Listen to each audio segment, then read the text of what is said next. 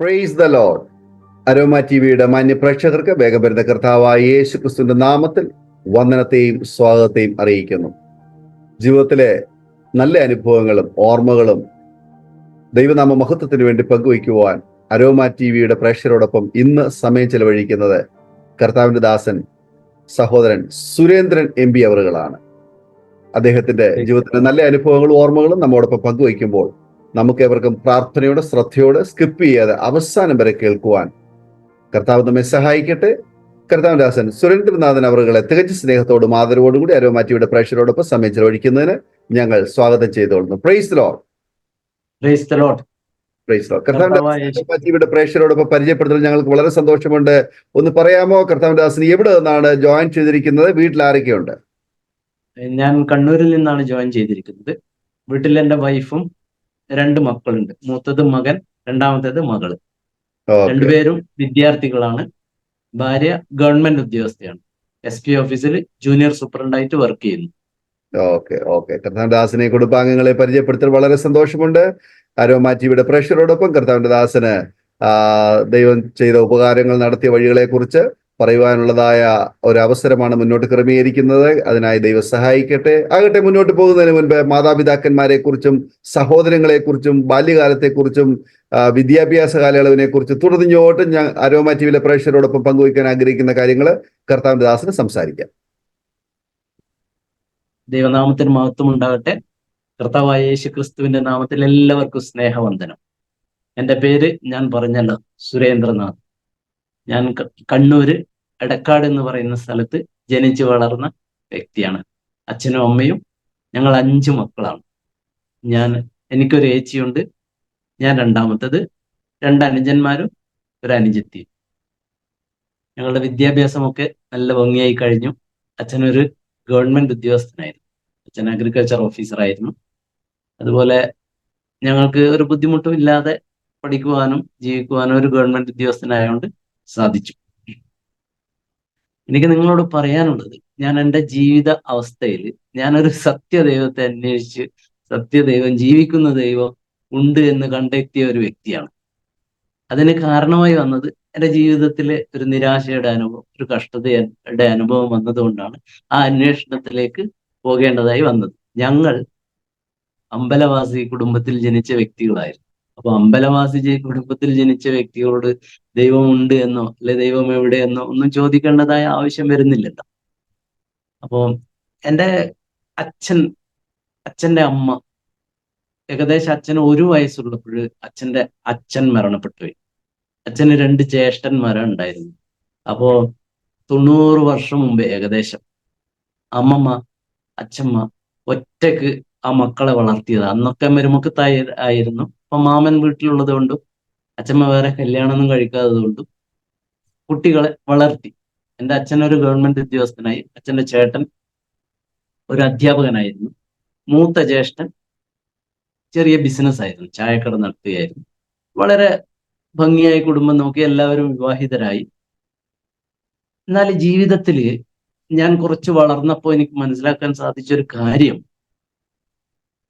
ഞങ്ങളുടെ അച്ഛൻ്റെ ഏട്ടന്മാര്, 2 ജ്യേഷ്ഠന്മാരുടെ വീട്ടിൽ, എൻ്റെ അച്ഛൻ്റെ വീട്ടിലും ഓരോ വിധവമാരുണ്ടായിരുന്നു. അത് ഞാൻ പിന്നീടാണ് അത് മനസ്സിലാക്കിയത്. അതായത് അച്ഛൻ്റെ മൂത്ത ജ്യേഷ്ഠന്റെ മകൻ സൗദി അറേബ്യയിൽ നിന്ന് മരണപ്പെട്ടു.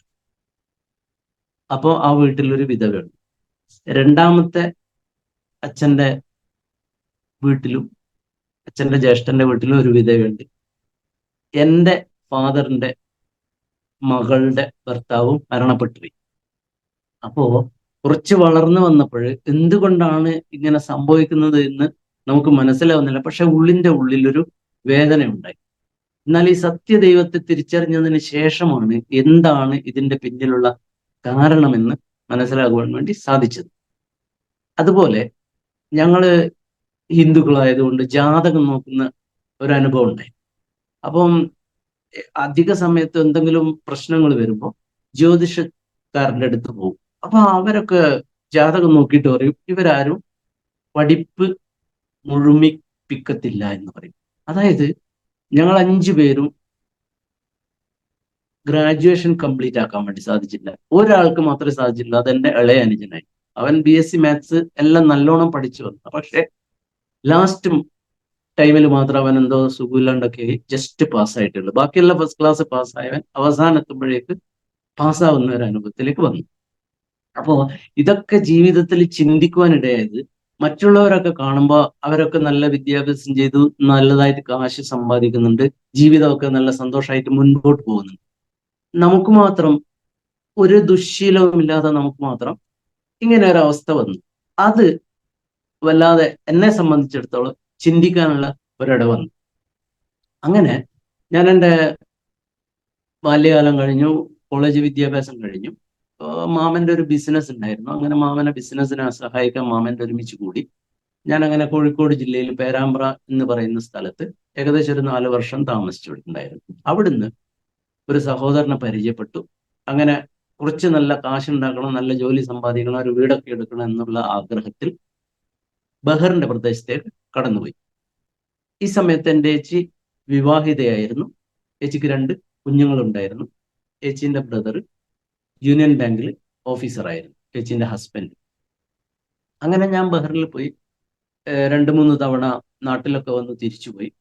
4-മത്തെ തവണ പോയപ്പോൾ ഒരു ഏകദേശം ഒരു 6 മാസമായപ്പോൾ എൻ്റെ ഫാദർ എന്നോട് ഇങ്ങനെ വിളിച്ചു പറഞ്ഞു, ബ്രദറിലോന് നല്ല കാലിന് സുഖമില്ല, അതുകൊണ്ട് ഇപ്പം ബാങ്കിൽ പോകാനൊക്കെ ബുദ്ധിമുട്ടാണെന്ന് പറഞ്ഞു.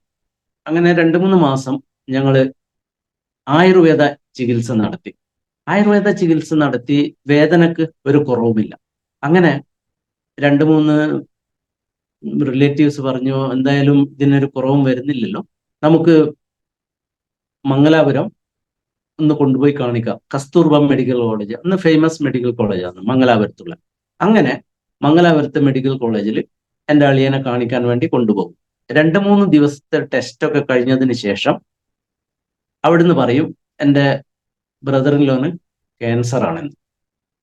അതായത് ക്യാൻസർ ആണെന്ന് അറിഞ്ഞപ്പോൾ തന്നെ ഒരു 90% നമുക്ക് പ്രതീക്ഷയുള്ളൂ. കാരണം അത്രക്ക് ക്രിട്ടിക്കലായ ഒരു രോഗമാണല്ലോ. ഇന്നും അതിന് കൃത്യമായ ഒരു മരുന്ന് കണ്ടുപിടിച്ചു എന്ന് വൈദ്യശാസ്ത്രപ്രകാരം തീർത്ത് പറയാൻ വേണ്ടി സാധിക്കുന്നില്ല. അങ്ങനെ ഞാൻ ബഹറിന്റെ പ്രദേശത്ത് നിന്ന് ഈ വിവരം അറിഞ്ഞു. എനിക്ക് ഭയങ്കര വിഷമമുണ്ടായി. എന്തായാലും നാട്ടിലേക്ക് വരാൻ 2 മാസത്തെ ലീവ് എടുത്ത് ഞാൻ നാട്ടിലേക്ക് വരാൻ തീരുമാനിച്ചു. എൻ്റെ ഫാദറും റിലേറ്റീവ്സും കൂടെ നല്ല ട്രീറ്റ്മെന്റ് കിട്ടുന്നതിന് വേണ്ടി ബ്രദറിൻലോയെ തിരുവനന്തപുരം RCCയിൽ അഡ്മിറ്റ് ചെയ്തിരുന്നു. അങ്ങനെ ഞാൻ ബഹറിന്റെ പ്രദേശത്ത് നിന്ന് തിരുവനന്തപുരം RCCയിലാണ് എൻ്റെ അളിയനെ കാണുവാൻ വേണ്ടി വരുന്നത്. ഞാൻ തിരുവനന്തപുരം എയർപോർട്ടിൽ വന്നു, മെഡിക്കൽ കോളേജിൽ RCCയിൽ വന്ന് എൻ്റെ ബ്രദറിനെ കണ്ടപ്പോൾ എനിക്ക് ഭയങ്കര വിഷമം തോന്നി. കാരണം ശരീരമൊക്കെ വീക്കായിട്ടുണ്ട്, വായിൽ നിന്ന് പല്ലിന്റെ സ്ഥലത്ത് നിന്നൊക്കെ ബ്ലഡൊക്കെ വരുന്നുണ്ട്, കുറച്ച് അത്യാസന്ന നിലയിലായിരുന്നു. അങ്ങനെ ഞാൻ അതിൻ്റെ നെക്സ്റ്റ് ദിവസം ചികിത്സിക്കുന്ന ഡോക്ടർ ഗംഗാധരൻ ഡോക്ടറായിരുന്നു. ഞാൻ അദ്ദേഹത്തിന്റെ റൂമിൽ പോയി എൻ്റെ ബ്രദറിൻ്റെ അവസ്ഥ ചോദിച്ചപ്പോൾ ഗംഗാധരൻ ഡോക്ടർ പറഞ്ഞു, 10 ദിവസം കൊണ്ട് ബ്രദറിലോ മരിച്ചു പോകും, കാരണം ഫാസ്റ്റ് സ്പ്രെഡിങ് ക്യാൻസർ ആയിരുന്നു.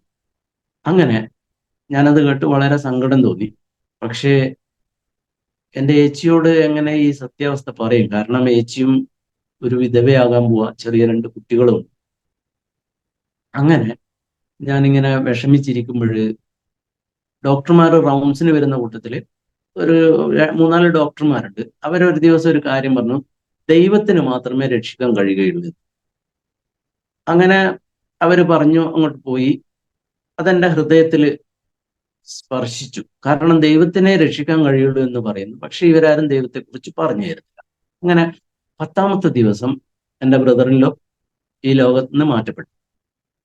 ഞങ്ങള് ബോഡി തിരുവനന്തപുരത്ത് നിന്ന് കണ്ണൂർ കൊണ്ടുവന്നു, ബോഡി അടക്കം ചെയ്തു. എല്ലാവരും അതിനെപ്പറ്റി ഇങ്ങനെ സംസാരിച്ചപ്പോൾ ചിലർ പറഞ്ഞു ദൈവകോപം, ചിലർ പറഞ്ഞു വിധി, ചിലർ പറഞ്ഞു തറവാട്ടമ്പലത്തിൽ ദോഷം, ചിലർ പറഞ്ഞു ഓരോരോ കാരണങ്ങൾ പറഞ്ഞു. അവരൊക്കെ അതിൽ തൃപ്തരായി. എന്നാൽ എൻ്റെ ഉള്ളിൽ ഒരു ചോദ്യം, അതായത് ദൈവത്തിന് മാത്രമേ രക്ഷിക്കാൻ കഴിയുകയുള്ളൂ എന്ന് പറഞ്ഞു, പക്ഷേ ദൈവത്തെക്കുറിച്ച് ആരും പറഞ്ഞു തന്നില്ല. അതിന് കാരണം ഗംഗാധരൻ ഡോക്ടർ കൂടെ റൗണ്ട്സിന് വരുന്ന ഒരു മുസ്ലിം ഡോക്ടർ. അതുപോലെ ഞങ്ങള് അമ്പലവാസികൾ, മാറാർ കുടുംബത്തിൽ ജനിച്ചു, ചികിത്സിക്കാൻ വരുന്ന നേഴ്സ് ക്രിസ്ത്യാനി.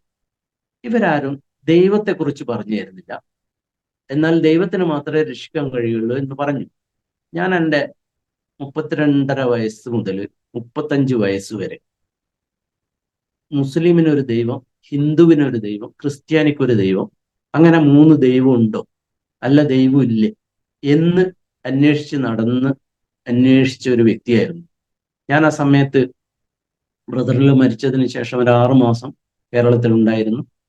അത് കഴിഞ്ഞൊരു വിവാഹം കഴിച്ചിട്ടാണ് ഞാൻ ബഹ്റിന്റെ പ്രദേശത്തേക്ക് കടന്നു വന്നത്. അങ്ങനെ വന്നു. അത് കഴിഞ്ഞ് ഏകദേശം ഒരു 6 മാസം കൂടെ ഉണ്ടായിരുന്നു. ഞാൻ ബഹ്റിനിൽ വരുന്ന സമയത്ത് എൻ്റെ വൈഫ് പ്രഗ്നന്റ് ആയിരുന്നു.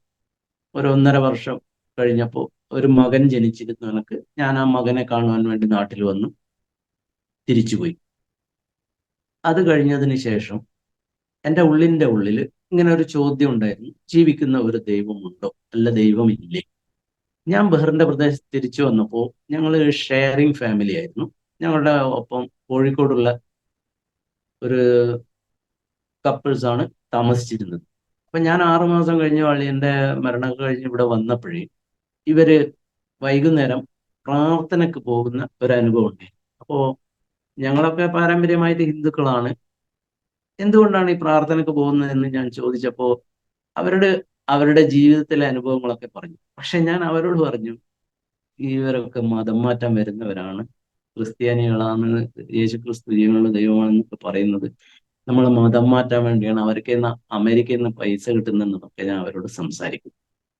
അത് കഴിഞ്ഞതിന് ശേഷം എൻ്റെ ഉള്ളിൻ്റെ ഉള്ളിൽ ഈ സത്യം അന്വേഷിക്കുന്നുണ്ട്. ഒരു സത്യമുണ്ടോ? ആ കുട്ടി എന്നോട് യേശുക്രിസ്തുവിനെ കുറിച്ച് പറയാൻ തുടങ്ങി. ഞാൻ ആ കുട്ടീനോട് തർക്കിക്കും 2 മാസത്തോളം. അത് കഴിഞ്ഞ ഒരു ദിവസം സൗദി അറേബ്യയിൽ ഒരു വീഡിയോ കേസറ്റ് ഉണ്ടായിരുന്നു, ഒരു ദേവദാസന്റെ പ്രസംഗം. ഉച്ചക്ക് ഊണ് കഴിച്ച് അവിടെ ഇരിക്കുമ്പോൾ ഈ ഹൈന്ദവ സഹോദരി എന്നോട് ചോദിക്കും, ഞാനൊരു വീഡിയോ കേസറ്റ് കാണുന്നുണ്ട്, അത് യേശുക്രിസ്തുവിനെ കുറിച്ചുള്ളതാണ്, കാണാൻ താല്പര്യമുണ്ടോ എന്ന് ചോദിക്കും. അപ്പൊ എൻ്റെ മനസ്സിന്റെ ഉള്ളിൽ സത്യം അറിയണമെന്നുണ്ട്, ഇവള് പറയുന്നതിൽ വല്ല കാര്യമുണ്ടോ എന്ന് അറിയാൻ വേണ്ടി ഞാൻ ആ കേസറ്റ് കാണാൻ വേണ്ടി ഇരിക്കും. 1998 സൗദി അറേബ്യയിൽ നടന്ന ഒരു പ്രസംഗത്തിന്റെ കേസറ്റ് 2000 മാർച്ചില് സുരേന്ദ്രനാഥ് ബഹറിന്റെ പ്രദേശത്ത് ഇരുന്ന് കാണുകയാണ്. അതില് ആ ദേവദാസൻ തുള്ളിച്ചാടി സംസാരിക്കുന്നുണ്ട്: എൻ്റെ ദൈവം ജീവിക്കുന്നു. ഞാൻ എൻ്റെ 35-ാമത്തെ വയസ്സിൽ ആദ്യമായിട്ട് കേൾക്കുകയാണ് ദൈവത്തിന് ജീവനുണ്ട്. അപ്പം ആ ദൈവം എന്തായാലും യേശുക്രിസ്തു ആണെന്ന് എനിക്കറിയാം, കാരണം ഈ സഹോദരി എന്നോട് 2 മാസമല്ല തർക്കിക്കുന്നത്. അങ്ങനെ എൻ്റെ മനസ്സിന്റെ ഉള്ളിൽ ഞാൻ വിചാരിക്കും, ഇങ്ങനെ ഒരു സത്യ ദൈവം ഉണ്ടെങ്കിൽ ആ ദൈവത്തെ എനിക്ക് വേണം.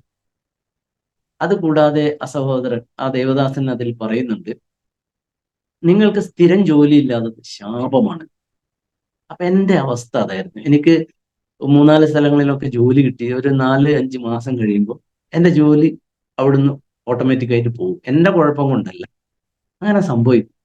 അത് കഴിഞ്ഞ് ആ സഹോദരൻ പറയുന്നുണ്ട്, ദേവദാസൻ പറയുന്നുണ്ട്, നിങ്ങൾക്ക് 20,000 രൂപ ശമ്പളം കിട്ടുന്ന ഒരു വ്യക്തിക്ക് 2,000 രൂപ മാസത്തിൽ മെച്ചം വെക്കാൻ വേണ്ടി പറ്റും. ചിലർക്ക് 2,000 രൂപ കടം വരും. അപ്പോൾ ഈ ദേവദാസൻ അത് പറഞ്ഞപ്പോൾ ഏകദേശം അതും എൻ്റെ ഒരു അനുഭവമായി. അങ്ങനെ ഞാൻ എൻ്റെ മനസ്സിൽ വിചാരിക്കും, ഇങ്ങനെ ഒരു ദൈവം ഉണ്ടെങ്കിൽ ആ ദൈവത്തിന് എനിക്ക് വേണം. അങ്ങനെ രാത്രി 9 മണിക്ക് 2000 മാർച്ച് 26-ാം തീയതി ഞാൻ പ്രാർത്ഥിക്കാൻ തുടങ്ങി, കർത്താവായ യേശുവേ എന്നെ രക്ഷിക്കണേ. ഇതായിരുന്നു എൻ്റെ മാനസാന്തരം. ഞാൻ സത്യദൈവത്തെ അന്വേഷിച്ചു. ദൈവമുണ്ടെന്ന് ഈ സഹോദരിയുടെ സംസാരത്തിൽ നിന്നും ആ ദേവദാസന്റെ കേസറ്റിൽ നിന്നും ഞാനത് മനസ്സിലാക്കി. ഞാൻ പ്രാർത്ഥിക്കാൻ തുടങ്ങി, കർത്താവായ യേശുവേ എന്നെ രക്ഷിക്കണേ. ഇതായിരുന്നു എൻ്റെ മാനസാന്തരം. അന്ന് രാത്രി പ്രാർത്ഥിച്ചു കിടന്നുറങ്ങി. പിറ്റേ ദിവസം ബഹറിന്റെ പ്രദേശത്ത് കണ്ടുമുട്ടുന്ന വ്യക്തികളോട്, അത് മുസ്ലിം ആയാലും ശരി ഹിന്ദു ആയാലും ശരി, പരിചയമുള്ളവരോട് യേശു ക്രിസ്തുവാണ് ജീവനുള്ള ദൈവം എന്നൊരു അതിശയോക്തിയോടുകൂടെ പറയുന്ന ഒരു അനുഭവം ഉണ്ടായി. ഇതെന്തുകൊണ്ടാ പറയുന്നതെന്ന് ചോദിച്ചാൽ എനിക്കും അറിയില്ല. കാരണം നമുക്ക് ദൈവത്തെക്കുറിച്ച് അറിയില്ലായിരുന്നു. ഉണ്ടോ ഇല്ലയോ ഒന്നും അറിയുന്നില്ല. പക്ഷെ ഇങ്ങനെ ഒരു സത്യ ദൈവം ഉണ്ട് എന്നറിഞ്ഞപ്പോൾ അത് ഉള്ളിൽ സീക്രട്ട് ആക്കി വെക്കാൻ വേണ്ടി പറ്റുന്നില്ല. ആ ഒരു അവസ്ഥയിലാണ് ഇതിങ്ങനെ തുറന്നു പറയാൻ തുടങ്ങിയത്. എന്നാൽ ബഹറിന്റെ പ്രദേശത്ത് അങ്ങനെയൊന്നും പറയാൻ പാടില്ല, അതൊക്കെ അപകടമാണ്, അങ്ങനത്തെ ചിന്തയൊന്നുമില്ല. കാണുന്നവരോട് പറയാം. അതുകൂടാതെ ഞാൻ ചെയ്തത് അന്ന് കത്തെഴുതുന്ന കാലം 2000. എൻ്റെ ബന്ധുക്കൾക്ക്, എൻ്റെ അച്ഛനും അമ്മയ്ക്കും, എൻ്റെ ഫ്രണ്ട്സുമാർക്കും എല്ലാവർക്കും ഞാൻ യേശു ക്രിസ്തുവാണ് ജീവനുള്ള ദൈവം എന്ന് കത്തെഴുതി. അവരൊക്കെ ബന്ധുക്കളൊക്കെ അച്ഛനെയും അമ്മയെയും വിളിച്ച് അതും ഇതും ഒക്കെ പറഞ്ഞു തുടങ്ങി. എൻ്റെ ഭാര്യയോടും പറഞ്ഞു, അവനവിടെ വേറെ കല്യാണം കഴിച്ച് ക്രിസ്ത്യാനി പെൺകുട്ടീൻ്റെ ഇവിടെ താമസിക്കുകയാണ്, അതുകൊണ്ടാണ് അവൻ ഇങ്ങനെയൊക്കെ ചെയ്യുന്നത്. എൻ്റെ വൈഫിനും ഞാൻ കത്തെഴുതുമ്പോൾ യേശുക്രിസ്തുവിനെ കുറിച്ച് മാത്രമേ എഴുതാറുള്ളൂ. മകനെ കുറിച്ച് പോലും ഒരു വരി ചോദിക്കാനുണ്ടാവില്ല. കാരണം അങ്ങനെ ഒരു അനുഭവമായിപ്പോയി. ഞാൻ എഴുതുന്നത് ഇത്രയേ ഉള്ളൂ. പണ്ട് മഹർഷിമാരൊക്കെ പ്രാർത്ഥിച്ചത് ഇതാണ്: അസതോമാ സത്ഗമയ, മൃത്യോമാ അമൃതംഗമയ, തമസോമാ ജ്യോതിർഗമയ. അപ്പൊ ഞാൻ പറഞ്ഞു അതിന്റെ അർത്ഥം അസത്യത്തിൽ നിന്ന് സത്യത്തിലേക്ക്, ഇരുളിൽ നിന്ന് വെളിച്ചത്തിലേക്ക്, മരണമായ അവസ്ഥയിൽ നിന്ന് മരണമില്ലാത്ത അവസ്ഥയിലേക്ക്. ഞാനത് എഴുതിയിട്ട് പറയും, സംസ്കൃതത്തിലാണ്. ഇതാർക്കും ഇന്ന് അറിയില്ല, ഇന്ന് സംസ്കൃതം എവിടെയും പഠിപ്പിക്കുന്നില്ല. അപ്പൊ ഇതിന്റെ അർത്ഥം ഇത്രയേ ഉള്ളൂ: സത്യം അന്വേഷിക്കുന്നു, പക്ഷെ ഒരാൾ വിളിച്ചു പറയുന്നു ഞാൻ തന്നെ വഴിയും സത്യവും ജീവനുമാണ്. അത് ദൈവം തന്നെയാണ്, ആ ദൈവമാണ് യേശുക്രിസ്തു. പക്ഷെ അങ്ങനെയൊക്കെ കത്തെഴുതിയിട്ട് അവർക്ക് ആർക്കും അത് ഉൾക്കൊള്ളുവാൻ വേണ്ടി പറ്റിയില്ല. ഒന്നാമത് അവർ പറഞ്ഞത് ഇത് വിദേശ രാജ്യത്തുള്ള ഒരു ദൈവമാണ്, സങ്കല്പമാണ്. രണ്ടാമത്, അതിലും മുൻപേ ഞങ്ങളുടെ ദൈവവും ഞങ്ങളുടെ വേദാന്തവും ഞങ്ങളുടെ പുരാണങ്ങളും ഒക്കെ ഉണ്ട്. ഇതൊക്കെയായിരുന്നു ഇവര് സംസാരിച്ചിരുന്നത്. അങ്ങനെ ഞാൻ ഈ അനുഭവത്തിൽ വന്നു. ഈ കുട്ടി അറിയില്ല ഞാനിങ്ങനെ യേശുവെ രക്ഷിക്കണേന്ന് പറഞ്ഞ് പ്രാർത്ഥിക്കുന്ന കാര്യം. ഈ ഹൈന്ദവ പെൺകുട്ടി അറിയില്ല. ഒരു 2 ആഴ്ച കഴിഞ്ഞപ്പോ ഞാൻ ആ കുട്ടിയോട് പറയും, എനിക്കൊരു ബൈബിള് വേണം. അപ്പൊ ബഹ്റിന്റെ പ്രദേശത്ത് എവിടെ ബൈബിള് കിട്ടുന്നു എനിക്കും അറിയില്ല, ആ കുട്ടിക്കും അറിയില്ല. അങ്ങനെ ഞാനത് പറഞ്ഞു. അത് കഴിഞ്ഞ് 2 ദിവസം കഴിഞ്ഞപ്പോൾ നാട്ടിൽ നിന്നും ഒരു ഫാമിലി അവരുടെ അവധി കഴിഞ്ഞ് ബഹ്റിൽ വന്നു. ആ സമയത്ത് ഈ സുമ എന്ന് പറഞ്ഞ കുട്ടിക്ക് ഒരു ബൈബിൾ കൊടുക്കും, പുതിയ നിയമം. ഭയങ്കര സന്തോഷമാവും, കാരണം അത് കിട്ടിയപ്പോൾ അത് എനിക്ക് തരാലോ, അതുകൊണ്ടാണ്. അങ്ങനെ പുതിയ നിയമം എനിക്ക് തന്നു. ഇന്നത്തെ ഗിദിയോൻസിന്റെ ബൈബിൾ പോലെ കറുത്ത ചട്ടയുള്ള ഒരു പുസ്തകമായിരുന്നു. അതിന് 266 പേജാണ്. ഞാൻ ആ കിട്ടിയ ഇതിൽ തന്നെ ഇരുന്ന് മുഴുവനും വായിക്കും. 2-3 ദിവസം കഴിഞ്ഞപ്പോൾ വീണ്ടും വായിക്കും. അങ്ങനെ 2 പ്രാവശ്യം വായിച്ചു കഴിഞ്ഞു. 3-ാമത്തെ തവണ വായിക്കുമ്പോഴും എൻ്റെ ഹൃദയത്തിൽ ഇമ്പോർട്ടൻ്റ് ആയിട്ട് തോന്നിയത്, നമ്മൾ പണ്ട് സ്കൂളിൽ പഠിക്കുമ്പോൾ ഇമ്പോർട്ടൻ്റ് ആയിട്ടുള്ളത് അടിവരയിടും. അതുപോലെ ഞാൻ അടിവരയിടാം. അതിൽ പ്രധാനപ്പെട്ടത് ചിലത് ഞാൻ പറയാം. അധ്വാനിക്കുന്നവരും ഭാരം ചുമക്കുന്നവരായിട്ടുള്ളവര് നിങ്ങൾ എൻ്റെ അടുക്കൽ വരും, ഞാൻ നിങ്ങളെ ആശ്വസിപ്പിക്കും. രണ്ടാമത്തത്, ഭൂമിയിൽ വെച്ച് 2-3 പേർ എൻ്റെ നാമത്തിൽ കൂടിയാൽ ഞാൻ അവരുടെ മധ്യത്തിലുണ്ട്. ഇതൊക്കെ എന്നെ വല്ലാതെ ടച്ച് ചെയ്ത സംഭവങ്ങളായിരുന്നു. അതുപോലെ കർത്താവായ യേശുക്രിസ്തുവിൽ വിശ്വസിക്കുക, നീയും നിന്റെ കുടുംബവും രക്ഷപ്രാപിക്കും. മറ്റൊരുത്തനിലും രക്ഷയില്ല. നാം രക്ഷിക്കപ്പെടുവാൻ ആകാശത്തിന്റെ കീഴിൽ മനുഷ്യരുടെ ഇടയിൽ നൽകപ്പെട്ട വേറൊരു നാമവുമില്ല. ഇതൊക്കെ ഹൃദയത്തിൽ അങ്ങ് ആഴത്തിൽ പതിക്കാമാണ്. അല്ല, ഞാൻ ഇതൊക്കെ അടിവരയിട്ട് ആ പുസ്തകം മുഴുവൻ ഞാൻ വായിച്ചത് മുഴുവൻ ഇതുപോലെ എനിക്ക് തോന്നിയതൊക്കെ അടിവരയിട്ട് അങ്ങനെ ഇരിക്കുക. അതിൽ വേറെ ഒന്നാണ് അപ്പോസ്തല പ്രവൃത്തി 1:11 പറയുന്നുണ്ട്, ഗലീലിയ പുരുഷന്മാരെ, നിങ്ങൾ ആകാശത്തിലേക്ക് നോക്കി നിൽക്കുന്നത് എന്ത്? ഞാൻ യേശു ആകാശത്തിലേക്ക് പോയതുപോലെ വീണ്ടും വരും. ഇതൊക്കെ ആരും എന്നെ ഉപദേശിക്കുന്നില്ല, പക്ഷെ എൻ്റെ ഹൃദയത്തിൽ ഇതൊക്കെ ആഴമായി പതിഞ്ഞു. അങ്ങനെ ഇരിക്കുമ്പോൾ ഞാൻ ഈ പെൺകുട്ടിക്ക് മനസ്സിലായി ഈ അനുഭവത്തിലാണെന്ന്. അപ്പൊ അവളുടെ തൊട്ടടുത്ത് താമസിക്കുന്നത് ഒരു ക്രിസ്തീയ കുടുംബമാണ്. അവരും ഏകദേശം ഈ ഒരു അനുഭവമുള്ളവരാണ്. അങ്ങനെ ഞാൻ പ്രാർത്ഥിക്കുന്നുണ്ട് എന്ന് അറിഞ്ഞപ്പോൾ അവരെന്നെ ഒരു സഹോദരനെ പരിചയപ്പെടുത്തി. അദ്ദേഹം കോന്നിക്കാരനാണ്. അദ്ദേഹം ബാച്ചലറാണ്, മീൻസ് ഭാര്യ മക്കളുടെ നാട്ടിലാണ്, തനിച്ച് ബഹറിൽ ജീവിക്കുന്ന ഒരാളാണ്. അദ്ദേഹം എന്നെ പരിചയപ്പെട്ടു. അങ്ങനെ പുള്ളി പ്രാർത്ഥിക്കുന്ന ഒരാളെന്നൊക്കെ അറിഞ്ഞപ്പോൾ എനിക്ക് ഭയങ്കര താല്പര്യം തോന്നി. കാരണം എനിക്കൊരു സ്ഥിരം ജോലിയില്ല, ഒരു ജോലി വേണം. ഇപ്പൊ ഭൂമിയിൽ വെച്ച് 2 പേർ ഐകമത്യപ്പെട്ടാൽ തരാമെന്നല്ലേ. അതുകൊണ്ട് ഞാനും ഈ സഹോദരൻ ഇരുന്ന് ജോലിക്ക് വേണ്ടി പ്രാർത്ഥിക്കുന്ന ഒരു അനുഭവം ഉണ്ടായി. അങ്ങനെ പ്രാർത്ഥിക്കുമ്പോൾ അദ്ദേഹം അന്യഭാഷയിൽ പ്രാർത്ഥിക്കുന്നത് ഞാൻ കേട്ടിട്ടുണ്ട്. അതുപോലെ ഈ അനുഭവത്തിൽ വന്നതിന് ശേഷം നാട്ടിൽ നിന്ന്, കേരളത്തിൽ നിന്ന് ദൈവദാസന്മാർ വരും. ഞാൻ അവരുടെ പ്രസംഗങ്ങളൊക്കെ കേൾക്കാൻ പോകുന്ന പതിവുണ്ടായിരുന്നു. അങ്ങനെ ഒരു തവണ ഞാൻ പോയപ്പോൾ അവരെടുക്കുന്ന കുറിവാക്യങ്ങൾ ചിലതൊക്കെ ഞാൻ അടിവരയിട്ടത്. ഞാൻ അടുത്തിരുന്ന സഹോദരനോട് ചോദിച്ചു, ഇതെന്തുകൊണ്ടാണ് ഞാൻ അടിവരയിട്ടതൊക്കെ ഇദ്ദേഹം പറയുന്നു. അന്നേരം ആ സഹോദരൻ എന്നോട് പറഞ്ഞു, നിങ്ങളിൽ പ്രവർത്തിക്കുന്നത് പരിശുദ്ധാത്മാവാണ്. എനിക്ക് സത്യം പറഞ്ഞ ആകെ യേശുക്രിസ്തു ജീവനുള്ള ദൈവം, യേശുക്രിസ്തു ലോകരക്ഷകൻ എന്ന് മാത്രമേ അറിയൂ. പരിശുദ്ധാത്മാവിനെ കുറിച്ച് അറിയില്ല. അദ്ദേഹം അങ്ങനെ പറഞ്ഞു, ഞാനത് കേട്ടു. അത് കഴിഞ്ഞിട്ട് ഞാൻ ഈ സഹോദരന്റെ കൂടെ, ഞങ്ങൾക്ക് തേഴ്സ്ഡേ പ്രയർ എന്ന് പറഞ്ഞിട്ട് ബഹറിൽ ഒരു കൂട്ടായ്മയുണ്ട്. അത് വ്യാഴാഴ്ച വൈകുന്നേരം, വെള്ളിയാഴ്ച അവധിയാണ് നമുക്കിവിടെ, സാറ്റർഡേ സൺഡേ പോലെ. അങ്ങനെ തേഴ്സ്ഡേ പ്രയർ മീറ്റിങ്ങിന് പോവാറുണ്ട്. അത് കഴിഞ്ഞിട്ട് ഫ്രൈഡേ ഉച്ചയ്ക്ക് ശേഷം ഞങ്ങൾ 5-6 ഫാമിലി ഒരുമിച്ചിരുന്ന് ദൈവത്തെ ആരാധിച്ച് മഹത്വപ്പെടുത്തി പ്രാർത്ഥിക്കുന്ന ഒരു അനുഭവം ഉണ്ടായിരുന്നു. അങ്ങനെ ഈ സഹോദരനോടെ ഞാൻ ആ കൂട്ടായ്മയിൽ പോയി തുടങ്ങി. അങ്ങനെ ഞാൻ ആ മാർച്ച് 26-ാം തീയതി പ്രാർത്ഥിച്ചതിന് ശേഷം പിന്നെ പിറകോട്ട് തിരിഞ്ഞു നോക്കിയില്ല. അതായിരുന്നു എൻ്റെ ഒരു അത്ഭുതം. അങ്ങനെ ഞാൻ ഈ സഹോദരന്റെ കൂടെ ഈ ദൈവത്തോട് ഇങ്ങനെ അടുക്കുവാനുള്ള ഒരു താല്പര്യം കാരണം, കൂടുതൽ കൂടുതൽ അറിയാനുള്ള കാരണം, ചില സാക്ഷ്യങ്ങളൊക്കെ കേൾക്കും. അങ്ങനെ കൂട്ടായ്മൊക്കെ പോയി തുടങ്ങി. ഒരു ഒരു ദിവസം, ഒരു വെള്ളിയാഴ്ച, ഈ സഹോദരൻ അവിടെ നിന്ന് ഇങ്ങനെ നടന്നു വരിക. ഞാൻ കണ്ടു. ഞാൻ ചോദിച്ചു, ബ്രദറെ ഇന്നെന്താ എവിടെയും പ്രാർത്ഥനയ്ക്ക് പോയില്ലേ? അപ്പൊ ആ സഹോദരൻ എന്നോട് പറയും, കർത്താവ് 2 പേരെയാണ് അയച്ചത്, ഞാൻ ഒറ്റക്കായതുകൊണ്ട് പോന്നില്ല. അപ്പൊ ഞാൻ ഈ സഹോദരനോട് ചോദിക്കും, ഞാൻ ഈ അനുഭവത്തിൽ വന്നിട്ട് 3-4 മാസേ ആയിട്ടില്ല, എനിക്കൊന്നും അറിയില്ല, ഞാൻ നിങ്ങളോട് വന്നാൽ മതിയോ എന്ന് ചോദിക്കും. അപ്പൊ അദ്ദേഹം പറയും, നിങ്ങൾക്ക് താല്പര്യമുണ്ടെങ്കിൽ വരാം.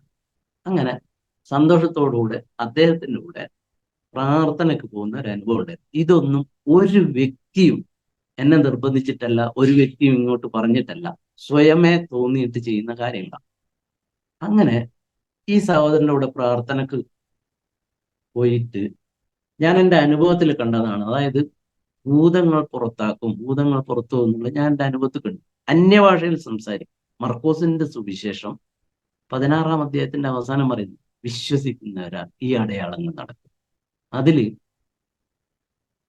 രോഗികളുടെ മേൽ കൈവച്ച സൗഖ്യം വരും, മരണകരമായ ആകുന്നത് കഴിച്ചാലും ഹാനി വരികയില്ല.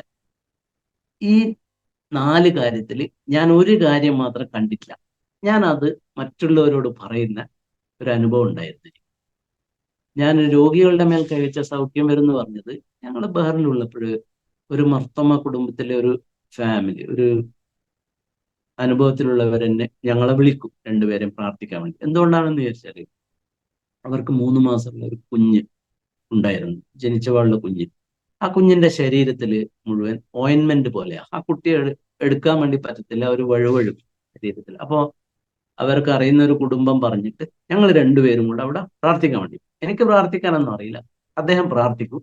ഞാൻ കൈവന്ദിച്ചിട്ട് ഹാലേലൂയ, സ്തോത്രം, ദൈവമേ നന്ദി, ദൈവമേ, ഇത്ര മാത്രമേ പറയുള്ളൂ, എനിക്കറിയില്ല പ്രാർത്ഥിക്കാൻ. അങ്ങനെ ഞങ്ങൾ പോയി പ്രാർത്ഥിച്ചു. ഒരു 10 മണിയാകുമ്പോൾ വീട്ടിലേക്ക് റൂമിൽ വന്ന് കിടന്നുറങ്ങി. രാവിലെ ജോലിക്ക് പോയപ്പോൾ ഒരു 9 മണിക്ക് ഈ സഹോദരന് ഫോൺ കോൾ വന്നു. അപ്പൊ ഫോൺ കോൾ വന്നപ്പോൾ ആ വീട്ടിൽ നിന്ന് ആ സഹോദരി വിളിച്ചത്. അവര് പറയാ, രാവിലെ കുളിപ്പിച്ചു കഴിഞ്ഞപ്പോൾ കുട്ടിയുടെ ശരീരം ഒരു കുഴപ്പമില്ലാതെ പോലെ പുതിയ ജനിച്ച പാടുള്ള ഒരു കുഞ്ഞിന്റെ ശരീരം പോലെ. അപ്പോ രോഗികളുടെ മേൽ കൈവച്ച് പ്രാർത്ഥിച്ച സൗഖ്യം വരുന്നുള്ള ഞാൻ എന്റെ കണ്ണുകൊണ്ട് കണ്ടു. ഭൂതങ്ങളെ പുറത്താക്കുന്നത്, ഒരു 10ാം ക്ലാസ് പഠിക്കുന്ന ഒരു മോളുണ്ടായിരുന്നു. അവൾക്ക് എന്തോ ഒരു അസ്വസ്ഥത ഉണ്ടായിരുന്നു. അങ്ങനെ ഞങ്ങൾ 4-5 സഹോദരങ്ങൾ ഒരു ഭവനത്തിൽ പ്രാർത്ഥിക്കാൻ വേണ്ടി പോയതാ. അപ്പൊ ഈ സഹോദരൻ അവളോട് പറയും, മോളെ നീ യേശുവിന്റെ നാമം ഒന്ന് പറയുന്നു. അപ്പൊ ആ കുട്ടി പറയാ, ഞാൻ ഒരൊറ്റ അടി വെച്ച് തരും. അതായത് ആ കുട്ടിയല്ല സംസാരിച്ചത്, ആ കുട്ടിയിലുള്ള ഇരുട്ടിന്റെ ആത്മാവ് സംസാരിച്ചതെന്ന് മനസ്സിലായി. അങ്ങനെ ഞാൻ എല്ലാവരോടും പറയാൻ തുടങ്ങി, മരണകരമായ യാതൊരു വെച്ചാൽ ഹാനി വരികയില്ല, അതെന്റെ ജീവിതത്തിൽ കണ്ടിട്ടില്ല.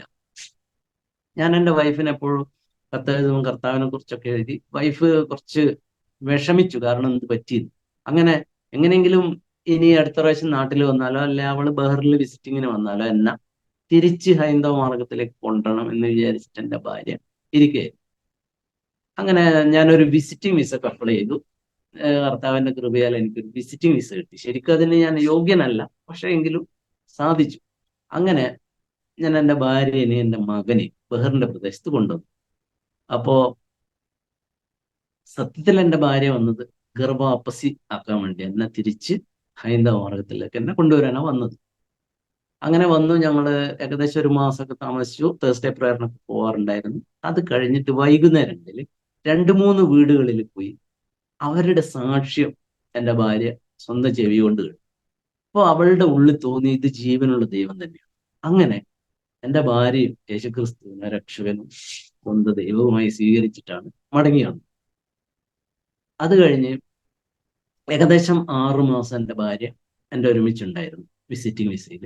അങ്ങനെ എനിക്ക് മകൻ ഏകദേശം 2-2.5 വയസ്സായി. ഒരു മകള് കൂടെ വേണമെന്ന് ആഗ്രഹം ഉണ്ടായിരുന്നു. അങ്ങനെ 2 മാസം പ്രഗ്നന്റ് ആയിരുന്നു എൻ്റെ ഭാര്യ തിരിച്ച് നാട്ടിലേക്ക് വരുമ്പോൾ. അപ്പൊ എൻ്റെ കൂടിയിരിക്കുന്ന സഹോദരൻ, നല്ല പ്രാർത്ഥിക്കുന്ന സഹോദരൻ, അദ്ദേഹം പറഞ്ഞു, നിങ്ങൾക്ക് ജനിക്കാൻ പോകുന്നത് പെൺകുട്ടിയാണ്. ഞാനത് വിശ്വസിച്ചു. കാരണം ദൈവത്തിന്റെ ആത്മാവ് കളവ് അറിയില്ല. എനിക്ക് ഈ സഹോദരന്റെ സാക്ഷ്യം അറിയാം, അനുഭവ സാക്ഷ്യം എനിക്കറിയാം, അനേക സാക്ഷ്യങ്ങൾ എനിക്കറിയാം. അങ്ങനെ അദ്ദേഹം പറഞ്ഞു, ഞാൻ ബൈബിളിൽ നിന്നൊരു പേര് വിളിക്കണം. ആദ്യം എസ്തേർ, രൂത്ത്, അതൊക്കെ ക്രിസ്ത്യൻ നെയിമല്ലേ ഇങ്ങനെ ഇരിക്കും. എനിക്ക് പേര് കിട്ടിയത് കൃപ എന്ന് വിളിക്കണം. അങ്ങനെ കൃപ സുരേന്ദ്രനാഥ് എന്ന് എൻ്റെ മകൾ പേര് വിളിക്കുക എന്ന് വരെ ഞാൻ കത്തെഴുതിയ ഒരു വ്യക്തിയാണ്. അതായത് അത്രക്ക് വിശ്വാസം എനിക്ക് ജനിക്കാൻ പോകുന്ന മകളായിരിക്കുന്നത്. അങ്ങനെ എൻ്റെ ഭാര്യ നാട്ടിൽ വന്നു. 6 മാസം 7 മാസമായി. ഏകദേശം 6 മാസം 7 മാസം പ്രഗ്നന്റ് ആയപ്പോൾ എൻ്റെ ഭാര്യയുടെ ശരീരം വളരെ വീക്കായി, വളരെ, അതായത് തീരെ ആരോഗ്യമില്ലാത്ത ഒരു അവസ്ഥയിലേക്ക് വരാൻ തുടങ്ങി. അപ്പോൾ വിചാരിച്ചു പ്രഗ്നൻസിയുടെ സൈഡ് എഫക്റ്റ് ആയിരിക്കും. അങ്ങനെ തലശ്ശേരി എൻ്റെ മകനെ കാണിച്ച അതേ ഗവൺമെന്റ് ഹോസ്പിറ്റലിൽ അതേ ഡോക്ടറെ പോയി കാണിച്ചു മകളെ. അപ്പൊ ഡോക്ടർ പറഞ്ഞു എൻ്റെ വൈഫിനോട്, മോളെ നിന്റെ ആരോഗ്യം കുറച്ച് വീക്കാണ്, എനിക്ക് നിന്നെ ട്രീറ്റ് ചെയ്യാൻ ചിലപ്പോൾ ബുദ്ധിമുട്ടായിരിക്കും. തലശ്ശേരി ഗവൺമെന്റ് ഹോസ്പിറ്റലാണ്. അപ്പം ആ ഡോക്ടർ പറഞ്ഞു ചിലപ്പോൾ നീ മെഡിക്കൽ കോളേജിൽ കാണിക്കേണ്ടി വരുന്നു. അതൊരു സൂചനയായിരുന്നു. അങ്ങനെ എൻ്റെ ഭാര്യ കൃത്യമായിട്ട് ഓഫീസിൽ, ചില ദിവസം കഴിഞ്ഞപ്പോൾ അവൾക്ക് നല്ല തലവേദന വന്നു, കലശലായ തലവേദന. രാത്രി തീരെ ഉറങ്ങാൻ പറ്റുന്നില്ല. എന്തെങ്കിലും വേദനയുടെ ഗുളിക കഴിക്കും, ചിലപ്പോൾ കുറച്ച് സമയം ഉറങ്ങും. ഇങ്ങനെയായി ഏകദേശം ഒരു 8 മാസമായി. പ്രസവിക്കാനുള്ള 8 മാസം 9 മാസത്തിൽ പ്രസവിക്കാലോ എന്നുള്ള ഒരു ചിന്തയിൽ ലീവ് എടുത്ത് അവളുടെ അമ്മയുടെ അടുത്തേക്ക് പോകും, വീട്ടിലേക്ക് പോകും. അങ്ങനെ അവിടെ പോയി ഭയങ്കര വേദനയും വിഷമവും കാര്യങ്ങളൊക്കെ ആയിരുന്നു, പലവിധ പ്രശ്നങ്ങളും. രാത്രി ഉറങ്ങണമെങ്കിൽ അവളുടെ ചേട്ടൻ തലയിങ്ങനെ തലാണ വെച്ച് അമർത്തി പിടിച്ചാലേ അവൾക്ക് ഉറങ്ങാൻ വേണ്ടി സാധിക്കുള്ളൂ. അങ്ങനെ ഒരു ദിവസം ഞായറാഴ്ച ബ്രേക്ക്ഫാസ്റ്റ് കഴിച്ചത് വൊമിറ്റ് ചെയ്യും, ഛർദിക്കും. അപ്പോഴും തോന്നി ഏതായാലും 8 മാസം കഴിഞ്ഞില്ലേ, നമുക്ക് ഏതായാലും ഡോക്ടറെ അടുത്തൊന്ന് പോകാന്ന് വിചാരിച്ചു. അങ്ങനെ ഒരു ദിവസം ഞായറാഴ്ച കാലത്തെ അവര് ടാക്സി പിടിച്ചു കോഴിക്കോട് മെഡിക്കൽ കോളേജിലേക്ക് പോകും. ഏകദേശം 45 കിലോമീറ്റർ ദൂരമുള്ളൂ.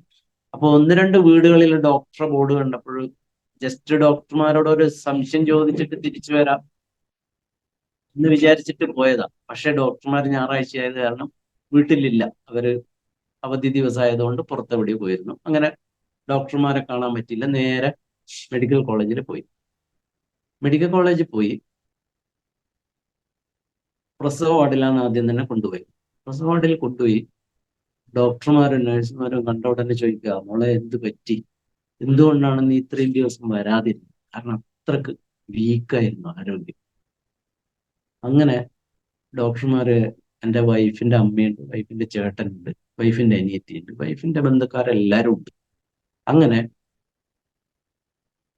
ഡോക്ടർമാർ പറയും ഇപ്പൊ ഓപ്പറേഷൻ ചെയ്യേണ്ടി വരും, ഇല്ലെങ്കിൽ കുറച്ച് ബുദ്ധിമുട്ടാണെന്ന് പറയും. അങ്ങനെ എൻ്റെ ഭാര്യയെ ഓപ്പറേഷൻ തിയേറ്ററിലേക്ക് കൊണ്ടുപോയി.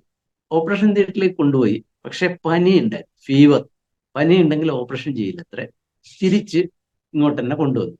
അങ്ങനെ ആദ്യത്തെ ദിവസം, 2-ാമത്തെ ദിവസം, 3-ാമത്തെ ദിവസം അവിടെ ഇങ്ങനെ കഴിയുക. ഭയങ്കര കലശലായ തലവേദന, ഒരു മാറ്റമില്ല. ഏകദേശം 5-6 ദിവസം പ്രസവ വാർഡിൽ തന്നെ കഴിഞ്ഞു.